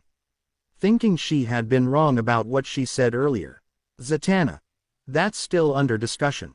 A few minutes later, Cassandra and Izuku were walking through the corridors of the Outsiders' tower. Cassandra. Hey, see, can I ask you something? Trying to speak properly. Izuku. Of course, you can ask me anything you want. Cassandra. Don't you find the way I speak annoying? Trying to speak correctly. Izuku is surprised by what Cassandra said. Izuku. Of course I don't find it annoying. In fact, I find it kind of cute. A little embarrassed. Cassandra blushed slightly, but at the same time, she felt very happy because of Izuku's words. Cassandra hugs Izuku with great joy. And he hugs her back. Saul. This is so adorable. With Barbara, she had finally managed to decipher Lady Shiva's next move. Alfred approaches her. Alfred. I see you've made exceptional progress, Miss Gordon. Barbara. That's right, Alfred. We'll soon find out what Lady Shiva's next plan is. Alfred. Is Miss Cassandra aware of this? Barbara. I'd rather keep Cass out of this. If something goes wrong, I don't want her to get hurt because of me. Alfred. I see. From what I can tell, Miss Cassandra considers her like an older sister. Barbara. Yes, I know. And that's why it's my responsibility not to let Cass get hurt again. Alfred. You have matured quite a bit, Miss Gordon. Barbara. Thank you, Alfred. With Tara, she and Harper meet at a restaurant across the street from the Outsiders Tower. Tara. I don't understand why I'm the only one on the team who hasn't managed to grow yet. Harper. Don't worry, you'll be going through puberty soon. And that's when you'll start to change. Like your height, your voice. Tara. Hey, I'm a 15-year-old teenager, it doesn't make sense that I haven't grown up yet. Harper. Relax, be grateful you don't have to cut your hair every day. Tara. Wait, you cut your own hair. Harper. Obviously. Tara. Haven't you thought about letting it grow a little longer? Harper paused to think for a moment about what Tara had said. But before Harper could give her answer, the lights went out. Tara looks out the window, and she would see that all the electricity in the buildings and streets had been cut off. Harper places his hand in the hidden pocket of his jacket, and takes out his gun. Harper and Tara leave the restaurant, and all they would see was darkness. Tara places her fists on the ground, and covers them with rock and asphalt. At that moment, shadowy, ninja-like figures emerge from the shadows and attack them. Harper starts shooting, while Tara starts throwing rock punches. With Violet, she was helping Cassie with the electric generators to bring the electricity back on. Cassie. That's strange, the generators don't seem to have run out of fuel. I knew we should have used solar panels instead of generators. These things break down every week. But right at that moment, they both hear a noise behind them. Violet uses her blue aura to illuminate the entire place, but there would be no one else in the room apart from the two of them. Cassie. This is giving me a bad feeling. Cassie unties her lasso of truth from her belt, and she and Violet get into fighting stances. At that moment, someone stabs Violet in the back, plunging a knife into her neck. Violet falls to the ground, and her blue aura changes to her purple aura, and she begins to heal. Enemies emerge from the shadows and attack Cassie. Cassie begins fighting them all, while trying to give Violet some time to fully heal. More enemies begin to emerge from the darkness, and they begin to brutally attack Cassie. With Izuku, he and Saul had separated for a moment just to rest for a moment. Saul takes the form of Izuku's suit with the helmet, only in a female version. Saul. It feels good to have your own body. Izuku. Don't get too excited, remember we have to be alert in case something happens. Now, help me, we need to know what happened to the energy. They both leave Izuku's room, but at that moment, they both hear a noise coming from the darkness. They reunite and venture into the dark corridors. Izuku activates lights coming from his armor, and when he illuminates the area, he sees something that leaves him speechless. Standing before him was Cassandra, fighting none other than her mother, Lady Shiva. And unfortunately, Cassandra was expected to lose. Shiva, you're a complete disappointment. Brutally striking Cassandra, Cassandra backs away, and Izuku quickly approaches her to help her. Izuku uses his red sand cloak to protect Cassandra, while at the same time using his red sand cloak to heal his wounds. Cassandra, thank you, managing to pronounce the word correctly. Izuku, you don't have to thank me. Both get into fighting stances, ready to fight. Brian, he was fighting alone against an army of ninjas in the dark. Brian, they picked the wrong arsonist to mess with. Brian bumps his fists together, and a powerful burst of flame completely engulfs him, then melts the ground he was standing on, and covers him from head to toe. Brian charges at the ninjas and begins to knock them all down. With Terra, she and Harper were being cornered, and that made her furious. Terra clenches her fists, and the entire floor begins to crack. Rocks and fragments of concrete begin to float, and these attach to Terra's body. Harper and the ninjas retreat, and Terra's body is covered by a gigantic rock armor. Harper, they're so dead, looking at the ninjas. Terra runs at full speed towards the ninjas, and begins to brutally beat them. With Violet, she was already back in the game, and she would see the ninjas attacking Cassie. Violet quickly activates her red aura and tries to protect Cassie with her red force field. Cassie manages to protect herself thanks to Violet's force field. Violet, in a swift movement, changes her aura from red to yellow, and clasps her hands together. A powerful beam of yellow energy shoots from Violet's hands and knocks out all the ninjas. The ninjas fall unconscious to the ground, and somewhat injured by Violet's attack. Bart, he and Wendy tried to get the ninjas out of the tower with gusts of wind and super speed punches. Wendy throws wind blades at the ninjas, sending them crashing into the lobby pillars. The ninjas throw several kunai and shuriken at Wendy, but Bart stops them at super speed and sends them back to the ninjas. Some are injured, while others manage to dodge Bart's attacks. The ninjas were about to draw their katanas, but just at that moment, a car crashes through one of the lobby walls and falls on top of the ninjas. Terra was responsible, and she uses her rock body to crush the ninjas. Harper climbs off Terra's back and draws his twin rifles. Harper, the cavalry has arrived. With Izuku, he and Cassandra continued fighting Lady Shiva, who had taken the fight to the baby and bio ship landing zone. Lady Shiva throws daggers made of emerald material at Izuku, and he ends up receiving the impact of one of them on his arm. The attack manages to injure Saul and Izuku, leaving them both incredulous and speechless. Seeing this, Cassandra steps between her mother and the boy she likes. Cassandra, don't hurt him. Lady Shiva, upon hearing her daughter's voice, could not believe it. Saul, and what about me?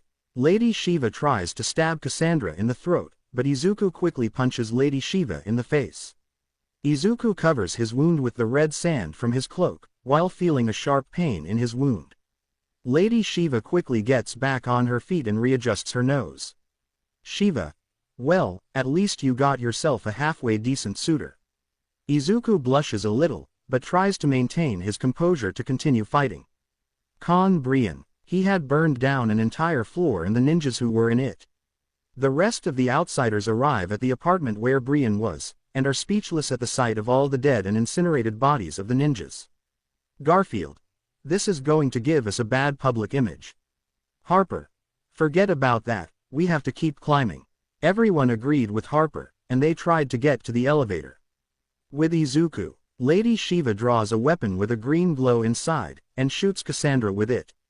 Izuku. No, Izuku steps between the gunshot and Cassandra, and his hand ends up being pierced by the gunshot. Cassandra is concerned about Izuku's well-being, while Izuku looks at her hand with some restrained fear. Shiva. I don't know if you're incredibly brave, and absolutely stupid. In a swift movement, Lady Shiva draws a sword hidden on her back, and this sword transforms into a giant blade of kryptonite. Cassandra tries to intervene, but Izuku pushes her out of danger. Lady Shiva stabs Izuku in the back, causing severe damage to Soul's artificial intelligence. Izuku falls to the ground, and Saul begins to suffer minor injuries. Saul. Shish, SSSHH, and no. I can't. Continue. Saul deactivates, and Izuku falls to the ground unconscious and seriously injured. Upon seeing this, Cassandra bursts into tears and tries to defeat her mother to save Izuku. Cassandra begins throwing punches uncontrollably and without stopping. Lady Shiva would see how her daughter allowed herself to be dominated by her emissions, and she would be quite disappointed in her. Lady Shiva leaps forward and delivers a precise blow to Cassandra's neck. Cassandra's nervous system shuts down, and she falls unconscious into her mother's left arm. Shiva. And you disappoint me again. Well, I suppose I can't expect too much from a deserter. Holding her daughter. At that moment, the outsiders arrive at the location, and are surprised by what they see. Violet quickly tries to heal Izuku with her powers, but they don't work on him. Violet. Please work, please work, please work. Harper and Brian begin to launch flames and bullets at Lady Shiva, but she dodges the attacks, and disappears into the darkness with Cassandra as her prisoner. Some were frustrated, while others were concerned about the well-being of their fallen friend. A couple of hours later, Artemis had been informed about what happened at the Outsiders' tower, and decided to take it upon herself to find Cassandra. She was using Sphere in its flying motorcycle mode, and in addition to that, Artemis had the company of her sister Cheshire, and Amazing Man's granddaughter, Onyx. Cheshire. Okay, enter the Infinite Island, save the mute girl, avoid dying, super easy. Onyx. Is she always like this? Artemis. You have no idea. With Cassandra, she was chained to a wall. They had taken away all his equipment. He had nothing to protect himself with or to free himself with. Looking up, he would see the person he hated most in the world. His mother, his own mother, the one who had stolen his entire childhood. Lady Shiva, the leader of the League of Shadows, and former bodyguard of Ra's al Ghul. Shiva. It's good to have you home, my daughter. Lady Shiva approaches Cassandra. Cassandra quickly stands up in a fit of rage, despite being restrained by handcuffs and chains. Shiva. I'm very disappointed in you, but not at all surprised. You were never just a shadow in training, not for me. I molded you to be the perfect assassin. Cassandra looks away, filled with anger and frustration at her mother's words. Shiva. I shaped you to reach a potential beyond my reach, and I sent you on a simple mission, a child's game for you. Cassandra closes her eyes as she tries to no longer hear her mother's words. Shiva. And not only did you fail, you turned against us, against me. To run into the arms of the enemy. Cassandra glares at her mother with hatred, while Lady Shiva looks at her daughter with a cold, emotionless expression. With Artemis, she and her team had reached the Infinite Island, and they landed on a beach far from the area where Cassandra was located. They all descend from Sphere, and stealth mode is active to avoid detection. Cheshire. Okay, what's the plan? Because it's obvious that Lady Shiva won't be willing to hand over her daughter without a fight. Onyx. I agree with Cheshire. Lady Shiva is capable of anything to avoid being defeated. Artemis. You're right, and that's why I took the liberty of asking for reinforcements. Artemis uses her cybernetic contact lenses to deploy a mini drone from her quiver. Artemis. Barbara, you're online. Barbara. Perfect communicating with the help of the intercoms. Cheshire. Is a mini drone piloted by a disabled woman who isn't even here really going to help us? Barbara. Don't judge a book by its cover, cat. Cheshire. Anyway, it's best to start now. Artemis. I agree with you. The group ventures deeper into the island, while Barbara's drone flies through the trees using the tracking system to locate Cassandra. The girls activate the night vision system of their cyber contact lenses. The girls encounter some agents from the League of Shadows, and these agents try to capture them. Cheshire draws his sai and takes down the soldiers with great precision. Cheshire plunges his sai into the head of one of the Shadow League soldiers, and brutally rips it off. Artemis was about to reprimand her sister, but she knew that time was against them. With the drone, Barbara managed to maneuver the drone through a ventilation duct in a cavern. The drone ventures into the duct, until it reaches what appears to be a block of cells. The drone begins scanning the cell block, and manages to find Cassandra in one of the cells. The drone flies to Cassandra's cell and finds her on her knees with tears running down her cheeks and her arms held up by the shackles. Seeing that on her monitors, Barbara couldn't help but feel extreme concern for the person she considered her younger sister. Barbara brings the drone closer to Cassandra, and activates the flying device's speaker system. Barbara. Cass, can you hear me? Upon hearing Barbara's voice, Cassandra looked up and saw the little drone with great joy and tears in her eyes. Barbara. Calm down, Cass. We'll get you out of here. With Artemis, she and her team managed to enter the island's hidden base and were heading towards the drone's location. Onyx. Don't you think all this was too easy? Cheshire. What do you mean? Onyx. We've only encountered ordinary soldiers, we haven't found any of the generals or heavyweights of the League of Shadows. Artemis. That means they may not have detected us yet, so it's best to keep going like this. Cheshire. I have a bad feeling about all this. The girls arrive at the cell block and manage to find Cassandra chained to one of the walls of her cell. The girls approach Cassandra's cell, while the drone deploys a combat needle which it hands to Cassandra to free her from the shackles. Cassandra began to force the lock on the shackles, but at that moment, the lights changed to a red color, and soldiers along with members of the League of Shadows arrived at the scene. Lady Shiva steps forward, and Artemis and her team get into position. Shiva. The light may be disappointed, but I am not. I have my daughter back. Cassandra manages to free herself, and quickly throws the needle towards the light source, destroying it and leaving the place in extreme darkness. Shiva. Night vision, now. The soldiers of the League of Shadows obey, and activate the night vision mode of their goggles. Shiva. Don't let them escape. The soldiers start shooting at the girls. One of Lady Shiva's henchmen activates his powers, and his body glows with purple energy.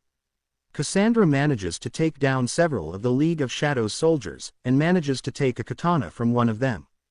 Cassandra lashes out at her mother, filled with rage and fury for all the years of pain and sadness she caused her. Lady Shiva quickly repels Cassandra's attack with the help of her katana. Both katanas clash, generating sparks from the impact of both metals.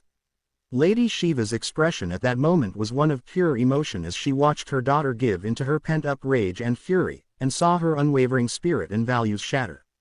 Meanwhile, Cassandra had an expression of anger and determination to stop her mother and all the madness she had experienced firsthand. Both women back away, and then Cassandra lunges at her mother. Con Cheshire. She and Artemis were brutally fighting against the henchmen of the League of Shadows. They dodge gunshots, cuts, punches, everything they try to throw at them. Cheshire throws one of his say, and it sticks into the throat of one of Lady Shiva's henchmen. Meanwhile, Onyx was trying to stop the purple energy villain. Artemis starts shooting arrows at the giant, and Onyx takes cover behind her. On the other hand, Cheshire plants an adhesive bomb on a platform, and it manages to explode, sending several soldiers of the League of Shadows flying. But what Cheshire didn't know was that Black Spider was watching her, hanging upside down from her hiding place. And while the entire confrontation was taking place, Shade watched everything from the shadows, only to then disappear into the darkness. Barbarous drone deploys some electric discs, and fires them at two soldiers of the League of Shadows. Barbara tries to use the same trick on Lady Shiva, but she anticipates this and manages to cut in half the electric disc that Barbara tried to shoot at her. Cassandra tries to take advantage of the distraction, but her mother is faster and manages to cut Cassandra's cheek a little. Barbara. Tigress. Orphan isn't ready for Shiva, we can't ask her to fight her own mother. Artemis manages to dodge a purple energy beam that the purple energy villain was trying to fire at him. Artemis. Yes, Artemis fires an arrow at the ground, and it explodes, sending the villain flying. With Cassandra, she tried to defend herself against her mother, but Lady Shiva had many more years of experience than she did. Lady Shiva delivers a precise blow to Cassandra's nose, and she begins to bleed from her nose. Cassandra falls to the ground, and Lady Shiva is about to kick her in the face, but Artemis arrives in time and stops Lady Shiva's kick with her bow. Artemis. Change of dance partner coming face to face with Lady Shiva. Cassandra spits out some blood, then sees the purple energy villain stand up. Cassandra attacks him, while Artemis stays behind fighting Lady Shiva. Artemis blocked Lady Shiva's attacks with the help of her bow. The purple energy villain tries to shoot Artemis with his energy beam again, but Cassandra, in a swift movement of her katana, manages to cut off his legs. The purple energy villain falls to the ground, and Cassandra cuts off his hands just to be safe. The purple-powered villain's hands fire his energy beams, and they end up shooting out towards Cheshire. Cheshire manages to dodge the hands, but they end up hitting some of the Shadow League soldiers on the head. At that moment, Black Spider shoots his webs at Cheshire, leaving her immobile. Black Spider. Ha, I caught you. Cheshire tries to stab Black Spider with his free hand and his sai, but Black Spider manages to leap away. However, what he hadn't counted on was Cheshire severing the webbing fluid tank in his suit, which then envelops Black Spider in a cocoon of his own webbing fluid. Black Spider. No, trying to break free. With Artemis, she and Lady Shiva continued fighting fiercely. Artemis manages to draw a katana hidden in his quiver, but Lady Shiva simply drops her katana to the ground. Artemis tries to cut Lady Shiva with his katana, but she, in a swift movement, stabs Artemis in the leg. Artemis falls to the ground, and Cheshire would run to help her. Cheshire. Artemis. They all rush to help Artemis, but they end up being surrounded. Soldier. Power is back online. Shiva. That's enough. Picking up his katana. Soldier. Turn on those lights. The lights came on, and the girls would see that they were now in serious trouble. Lady Shiva would view the heroines with clear annoyance. Shiva. Again, surrendering is your only option.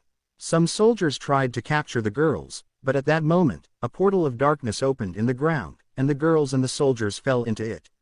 Lady Shiva wastes no time, and jumps into the portal before it closes. Black Spider. What happened? With his back turned and unable to move. On the beach, a portal opens and the girls shoot out of it. The two soldiers from the League of Shadows then came out. Cheshire. Push them back in. Onyx and Cheshire push the Shadow League soldiers back into the portal. They were both about to rush back to the portal, but Lady Shiva ends up cutting them both down, and is covered in their blood. They all get into fighting stances, and Lady Shiva brandishes her katana against the four of them. Lady Shiva looks away for a second, and is surprised to see Shade. Shiva. You dare betray me. Shade. I owed Cheshire a debt, now we're even. Cheshire. Okay, nods. Shiva. But we're not glaring at Shade. Shade. Number. That's why I'm resigning from the League of Shadows. From this moment on, Shade is independent. Lady Shiva tries to kill Shade by throwing shuriken at him, but he uses his powers to disappear into the shadows.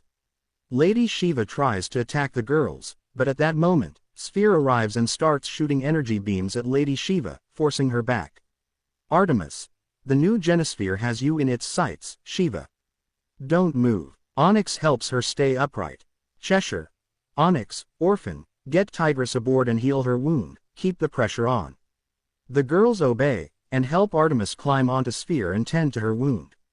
Shiva. I admit I can't help but yield. I even yielded to Shade and Onyx's departure despite their crimes against the shadows. But I must insist they leave my daughter behind. Artemis tries to resist the pain while attempting to remain steadfast. Artemis. It's not going to happen. Shiva.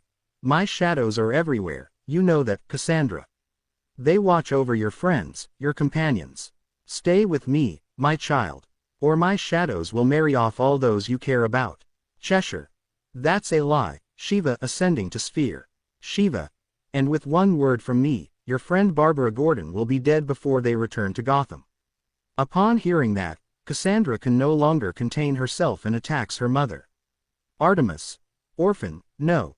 Artemis would try to follow Cassandra, but Onyx stops her. Cheshire. Let her finish, sister.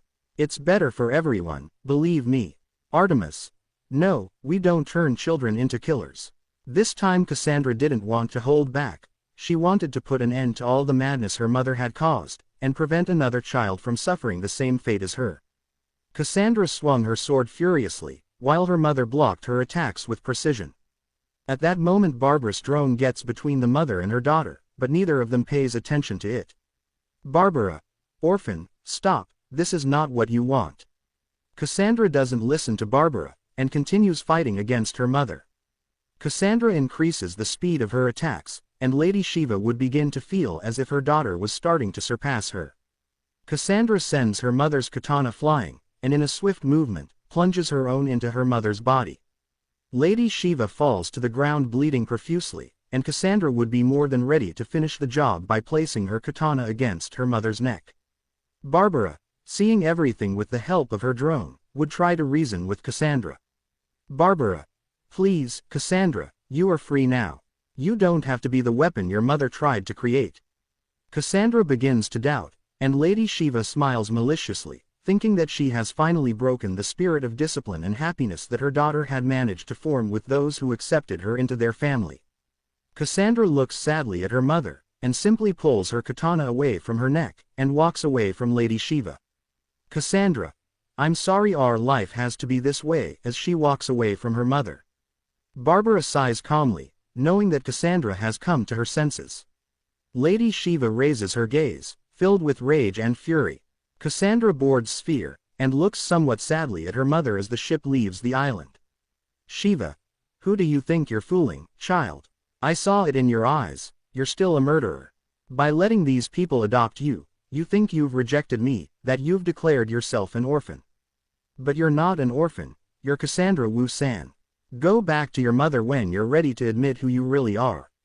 They had all managed to hear Lady Shiva's last words despite the great distance between them, and they had certainly affected Cassandra quite a bit. Artemis and Cheshire remove their masks, and they would see Cassandra begin to cry silently. At the Watchtower, we find ourselves at the Justice League's space base, where doctors and heroes are trying to heal Izuku's injuries. Some fragments of kryptonite had become lodged in parts of his body, and they were trying to remove each and every one of them. Right at that moment they were going for the first fragment lodged in Izuku's chest. They insert clamps into Izuku's chest and begin the operation. Izuku lets out a heart-wrenching scream, and his suit interprets that as a danger alert and tries to defend Izuku from the supposed attackers. Izuku's red sand layer tries to attack, but only ends up destroying part of the operating room. The doctors manage to extract the first fragment of kryptonite, although some end up feeling a bit dizzy from the shock. The doctors try to proceed, but Izuku stops them in their tracks. Izuku. I'll take care of it.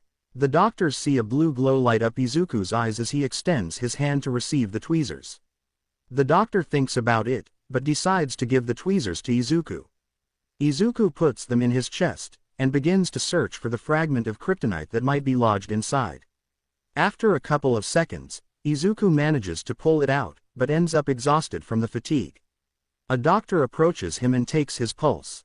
Doctor. Your pulse is low and decreasing. Doctor. What do we do? Doctor. Bring the mother box. The doctor takes out a metal container, and from it he takes out a motherboard.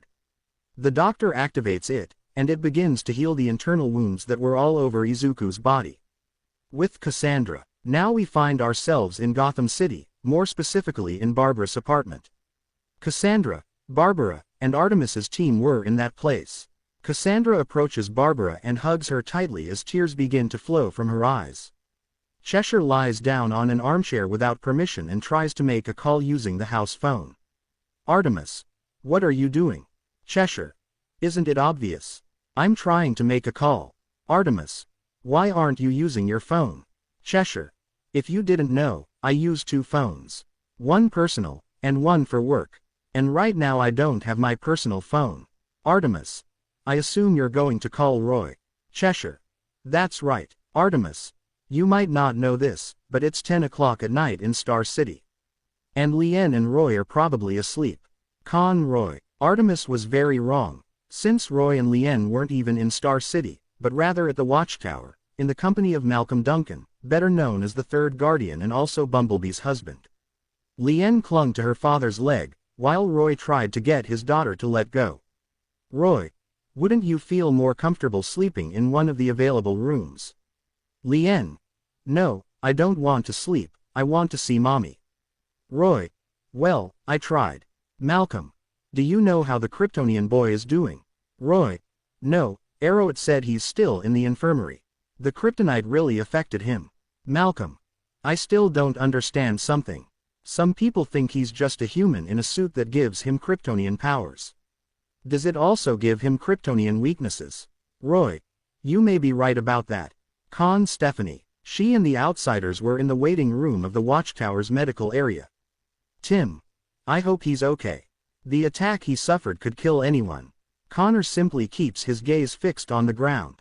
Megan was sitting next to him, holding Connor's right hand with her left. Dick. I still don't understand how Lady Shiva gained access to such a rare material as kryptonite. Cassie. Maybe he got it by being part of the light. You know, like Luther is a member of the light, and Lady Shiva is too. The answer might be pretty obvious if you look at it from a different angle. Megan. Now that I think about it, that makes some sense. I just hope other members of the light don't resort to using something as dangerous as kryptonite. Garfield. They'll most likely try something like that, especially considering their individual goals. Everyone remains silent, thinking the worst. At that moment, Cassandra, Barbara, and the others arrive at the place. When Stephanie saw Cassandra, she immediately threw herself at her and hugged her tightly. Stephanie. Cass, you're alive, you're alive. Crying with happiness, Cassandra hugs her friend, and at the same time tries to keep Stephanie from covering her in snot and tears. Stephanie hugs Cassandra tighter, while Cassandra tries to break free from her friend's grip. The group of friends tries to separate the blonde from the deadly weapon girl. But surprisingly, Stephanie was stronger than she appeared. They finally manage to separate the two, but Cassandra ends up tripping and falling inside the operating room.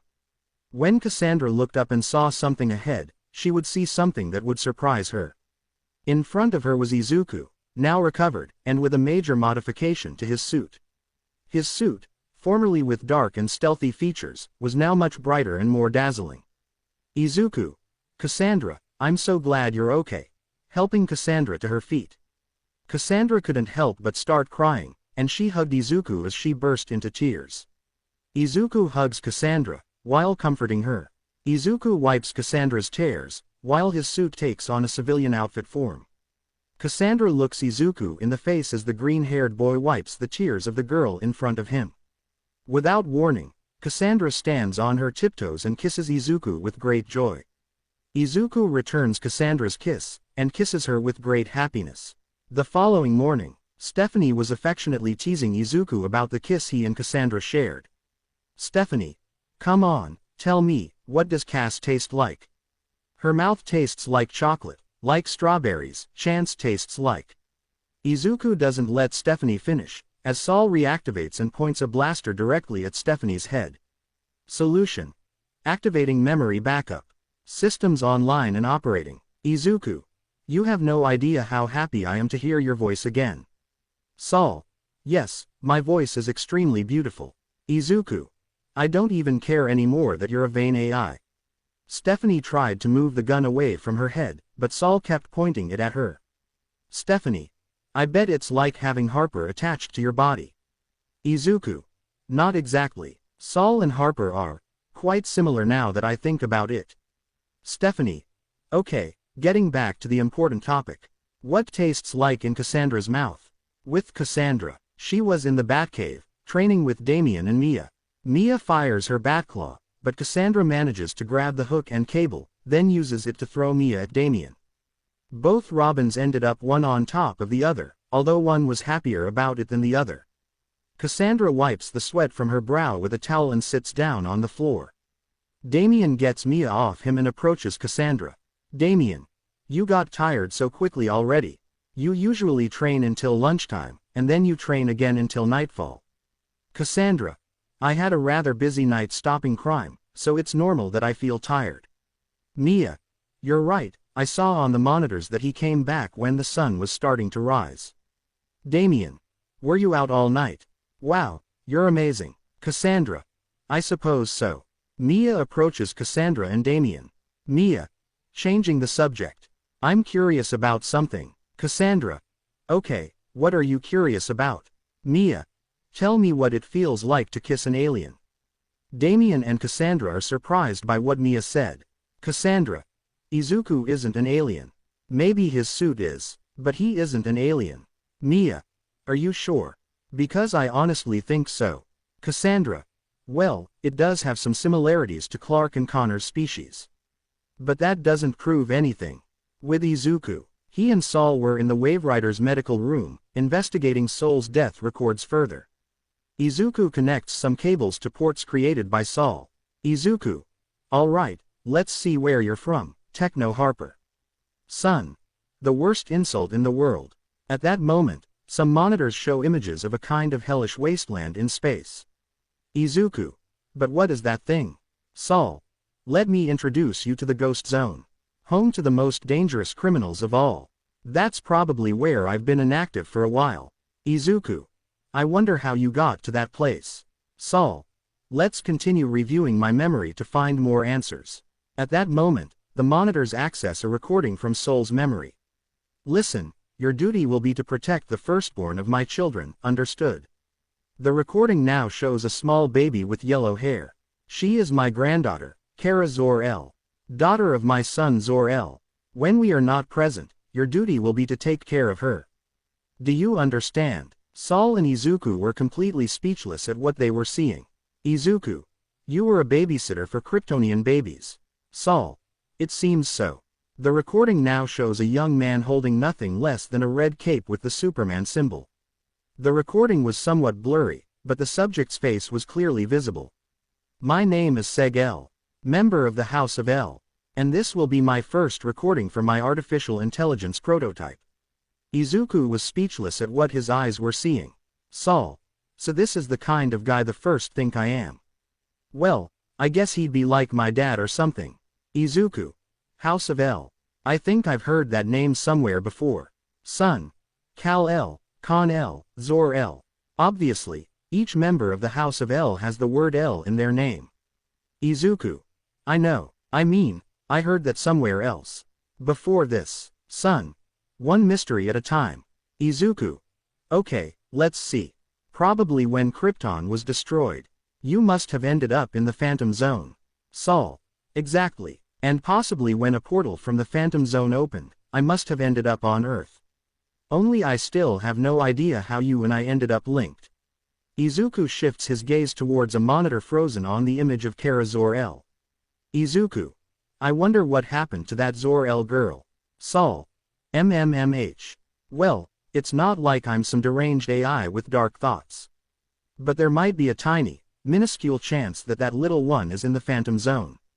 Izuku is a little surprised by what Saul mentioned. Izuku. Who would send a baby to a place full of galactic criminals? Saul. There's only one way to ensure it. Izuku. Okay, go ahead, I'm listening. Saul. We're going to have to go to the Ghost Zone. Izuku. And how do you expect us to do that? Saul. Well, you're talking through a telepathic connection with an AI inside a super tech suit. So basically, let's just say I've got my tricks up my sleeve. At that moment, the symbol of the House of El on Izuku's chest begins to transform into a Phantom Zone projector. Saul. Aim anywhere. Gideon will take it. Gideon. Of all the artificial intelligences out there, you are undoubtedly the most childish and unbearable. Speaking over the ship's communication systems. Izuku. Ladies, please maintain your composure. Deactivating the device on his chest. Izuku and Saul separate, and Izuku adjusts his jacket. Izuku. Saul, stay here, I need to talk to the Trinity about this. Izuku leaves the Wave Rider, leaving Saul alone with Gideon. Saul. So, how does it feel to have an excessive amount of weight that you can't lose? Gideon. You have no idea how much I hate you. A few minutes later, Cassandra was entering the watchtower coordinates into the Batcave's boon tube. At that moment, Dick and Barbara exit the elevator. Dick. Are you going somewhere? Cassandra. To the watchtower. I'd like to speak with Izuku. Barbara. You know, Dick and I have been talking, and I think you could use a chat about couples. Cassandra is surprised by what Barbara just said. Cassandra. You're not serious. Please tell me what you're not doing. Dick. Yep, he is. And quite a lot. Barbara. Not to brag, but in my youth I was quite good at romantic relationships. Cassandra tries to cover her ears so she doesn't hear what Barbara is saying. With Izuku. He and the Trinity were talking about what Izuku had discovered. Bruce. Are you sure about what you're saying? Izuku. Absolutely. Diana. I never thought Saul could create a Phantom Zone projector. Bruce. I'll tell Red Tornado to bring the projector that's in the Hall of Justice so we can stabilize its frequency with the projector in Izuku's suit. While Diana and Bruce continued talking, Izuku noticed that Clark seemed somewhat discouraged by the news. Izuku. Are you okay, Clark? Clark. Yeah, I never imagined a member of my old family was still alive. And even less that she'd been in the Phantom Zone all this time. I've been there before, but I've never seen a Kryptonian capsule. I just hope she's okay. Diana places her hand on Clark's shoulder to comfort him. In Metropolis, Mr. Miracle was sitting on a park bench, waiting for someone. In that scene, a person approaches him, and that person was none other than Orion. Miracle. You took your time. Orion sits next to Mr. Miracle. Orion. I have important matters to attend to. I don't have much time. Orion takes off his helmet and looks up. Orion. It's been a while since I've visited Earth. Is there anything I should know? Miracle. Well, I don't know about you. But lately I've felt like I'm being watched. Orion. You're a risk taker, you're always putting yourself in danger. What did you expect? Miracle. I see. Orion. How's Big Barda? Miracle. Well, Mr. Miracle takes out his wallet and shows some photographs. Orion. Adorable. I didn't know you had a daughter. Miracle. Hey, I invited you to his birth, even the Furies were there. Orion. I suppose Granny Goodness must have her in her sights. Miracle. Actually, she's not aware of my daughter's existence. Orion. Well thought out. Miracle. I want this to remain a secret, so I don't want anyone else to know. Do you understand? Orion. Of course, I wouldn't gain anything if I left it to someone else. At that moment, Orion senses an unusual presence in the environment. Mr. Miracle notices that too. They both quickly get into fighting stances, and Orion puts on his helmet. Mr. Miracle takes a mother box out of his pocket, and it gives him his suit. At that moment, a red beam falls from the sky and strikes right in front of them. The smoke dissipates, and a kind of combat robot appears in front of them both. Orion is the first to attack, and begins to strike with all his might. The robot manages to withstand it, but it does end up with a couple of dents in its metal body. The robot fires a red energy beam from its eye, and it drags Orion a couple of meters. Mr. Miracle deploys some levitation discs and uses them to attack the robot from above. Mr. Miracle begins to launch bursts of energy from his gloves, but they do nothing to the robot. Orion gets back up and charges at the robot with all his might. The robot is dragged by Orion, and this time it would be somewhat damaged. The robot launches a blast of ice from the opening at the bottom of its head, and it manages to freeze Orion. Orion is frozen by the attack, but this doesn't stop him so easily. Orion, with all his strength, manages to break free and begins to attack again. Mr. Miracle lunges at the robot and begins to hit it while holding onto its neck and back. The robot quickly manages to get Mr. Miracle off him, and throws him at Orion. Mr. Miracle manages to stop in time, and he and Orion attack the robot. Orion claps, creating a shock wave, while Mr. Miracle creates a boom tube right behind the robot. The robot buries its fists in the ground, so as not to be dragged by the shock wave and pass through the boom tube. The robot's body begins to generate energy discharges, and it shoots out towards Orion and Mr. Miracle. The robot charges at them both, and ends up hitting Mr. Miracle in the ribs, while Orion hits him in his helmet. Orion's helmet cracks, while Mr. Miracle bleeds out as he lies unconscious. Orion tries to help Mr. Miracle, but the robot prevents him by hitting Orion again in his helmet. The robot begins to brutally beat Orion without mercy, until he leaves him lying on the ground. Orion stands up, his helmet shattered and falling off his head, his face marked, and his eyes glowing bright red. Orion attacks the robot, and begins to hit it while unleashing all his rage. Orion throws merciless blows, with such force that his blows generate small shock waves. The robot starts to throw sparks and short circuit. Orion doesn't care about that, and hits him harder and harder. The robot falls to the ground, and its chest begins to open. The robot opens completely, and out of it levitates none other than a girl in a black suit with blonde hair. Orion would be confused, but the girl wouldn't give him time to think. The girl unleashes a burst of red energy beams from her eyes. Orion tries to dodge the attack, but the eye beams change direction and hit Orion directly. Orion falls wounded to the ground, and the last thing he sees before fainting is the mysterious blonde girl. A few minutes later, Orion and Mr. Miracle had been sent to the medical area of the watchtower. Both were severely injured, and had extensive internal damage. Izuku and Big Barda enter the room, and are a little surprised by the condition of both heroes. Mr. Miracle opens his eyes, and the first thing he sees is Big Barda. Mr. Miracle. Hello, honey. Am I dead yet? Big Barda sighs, and holds her husband's hand. Big Barda. Stop taking so many risks. Mr. Miracle. Don't worry, you know I'm not easy to kill. Big Barda.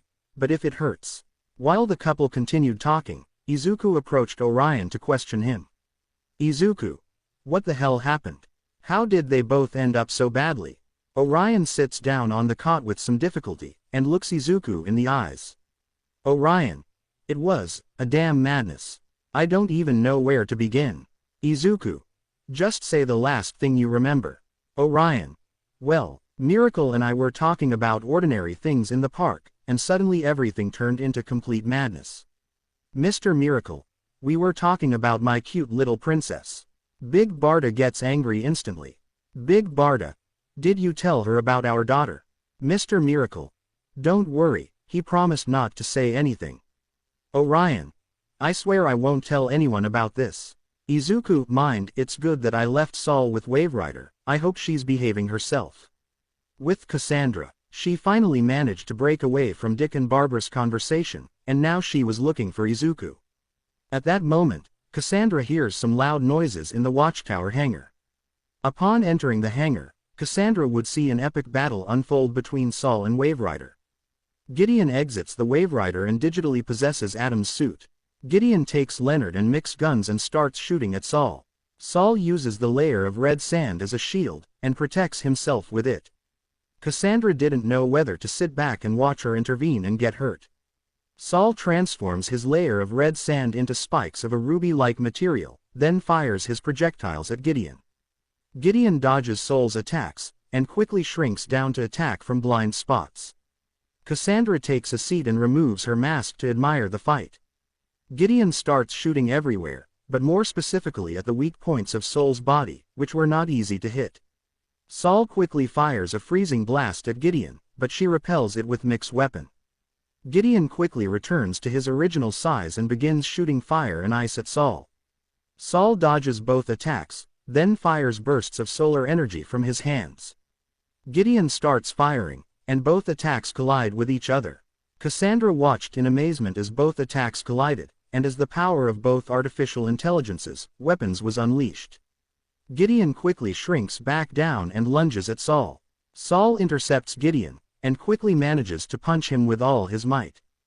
Gideon falls to the ground, but that only increases his desire to beat Sol. Gideon attacks Sol again. Sol stands up with difficulty, but that doesn't stop her. Sol lunges at Gideon and begins to hit her. The blows were precise, and quite efficient. Cassandra read every move, and she could see that Sol was trying to hold back. Cassandra, mind, why is she holding back? Gideon doesn't feel pain, and if Adam's suit is destroyed, she can simply return to the Wave Rider or possess another robotic body. Something's not right. Gideon quickly gets Sol off him, and attacks again with his elemental weapons.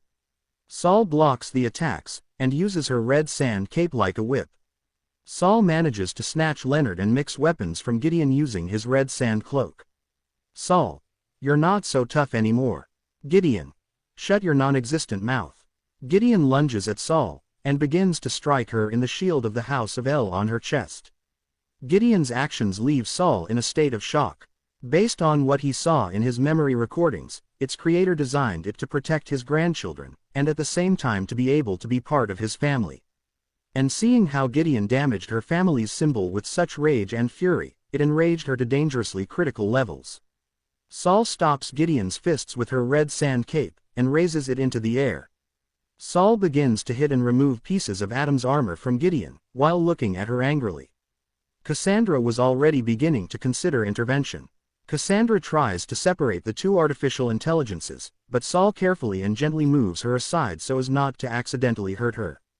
Gideon tries to break free from Soul's grip, but the artificial intelligence of the planet Krypton wouldn't let him so easily. Saul releases Gideon, and now the Wave Rider's artificial intelligence would have lost many important parts that kept it upright. Gideon tries to keep fighting, but his body was no longer in optimal condition to continue combat. Saul. One piece of advice, don't get up. Gideon. Yes, he hated you. Cassandra approaches Gideon and tries to help her. Cassandra. I truly regret her behavior, sometimes she crosses the line. Gideon. I can't believe anyone can even spend all day attached to her. She's quite annoying and tiresome. Cassandra. I know. But she matters a lot to me and to everyone else. So please don't be mad at her. Gideon. He destroyed an extremely advanced suit and weaponry. Cassandra. And I truly regret it. I hope you guys enjoyed this video and make sure to like and please hype this video. Now we will see you in the next video.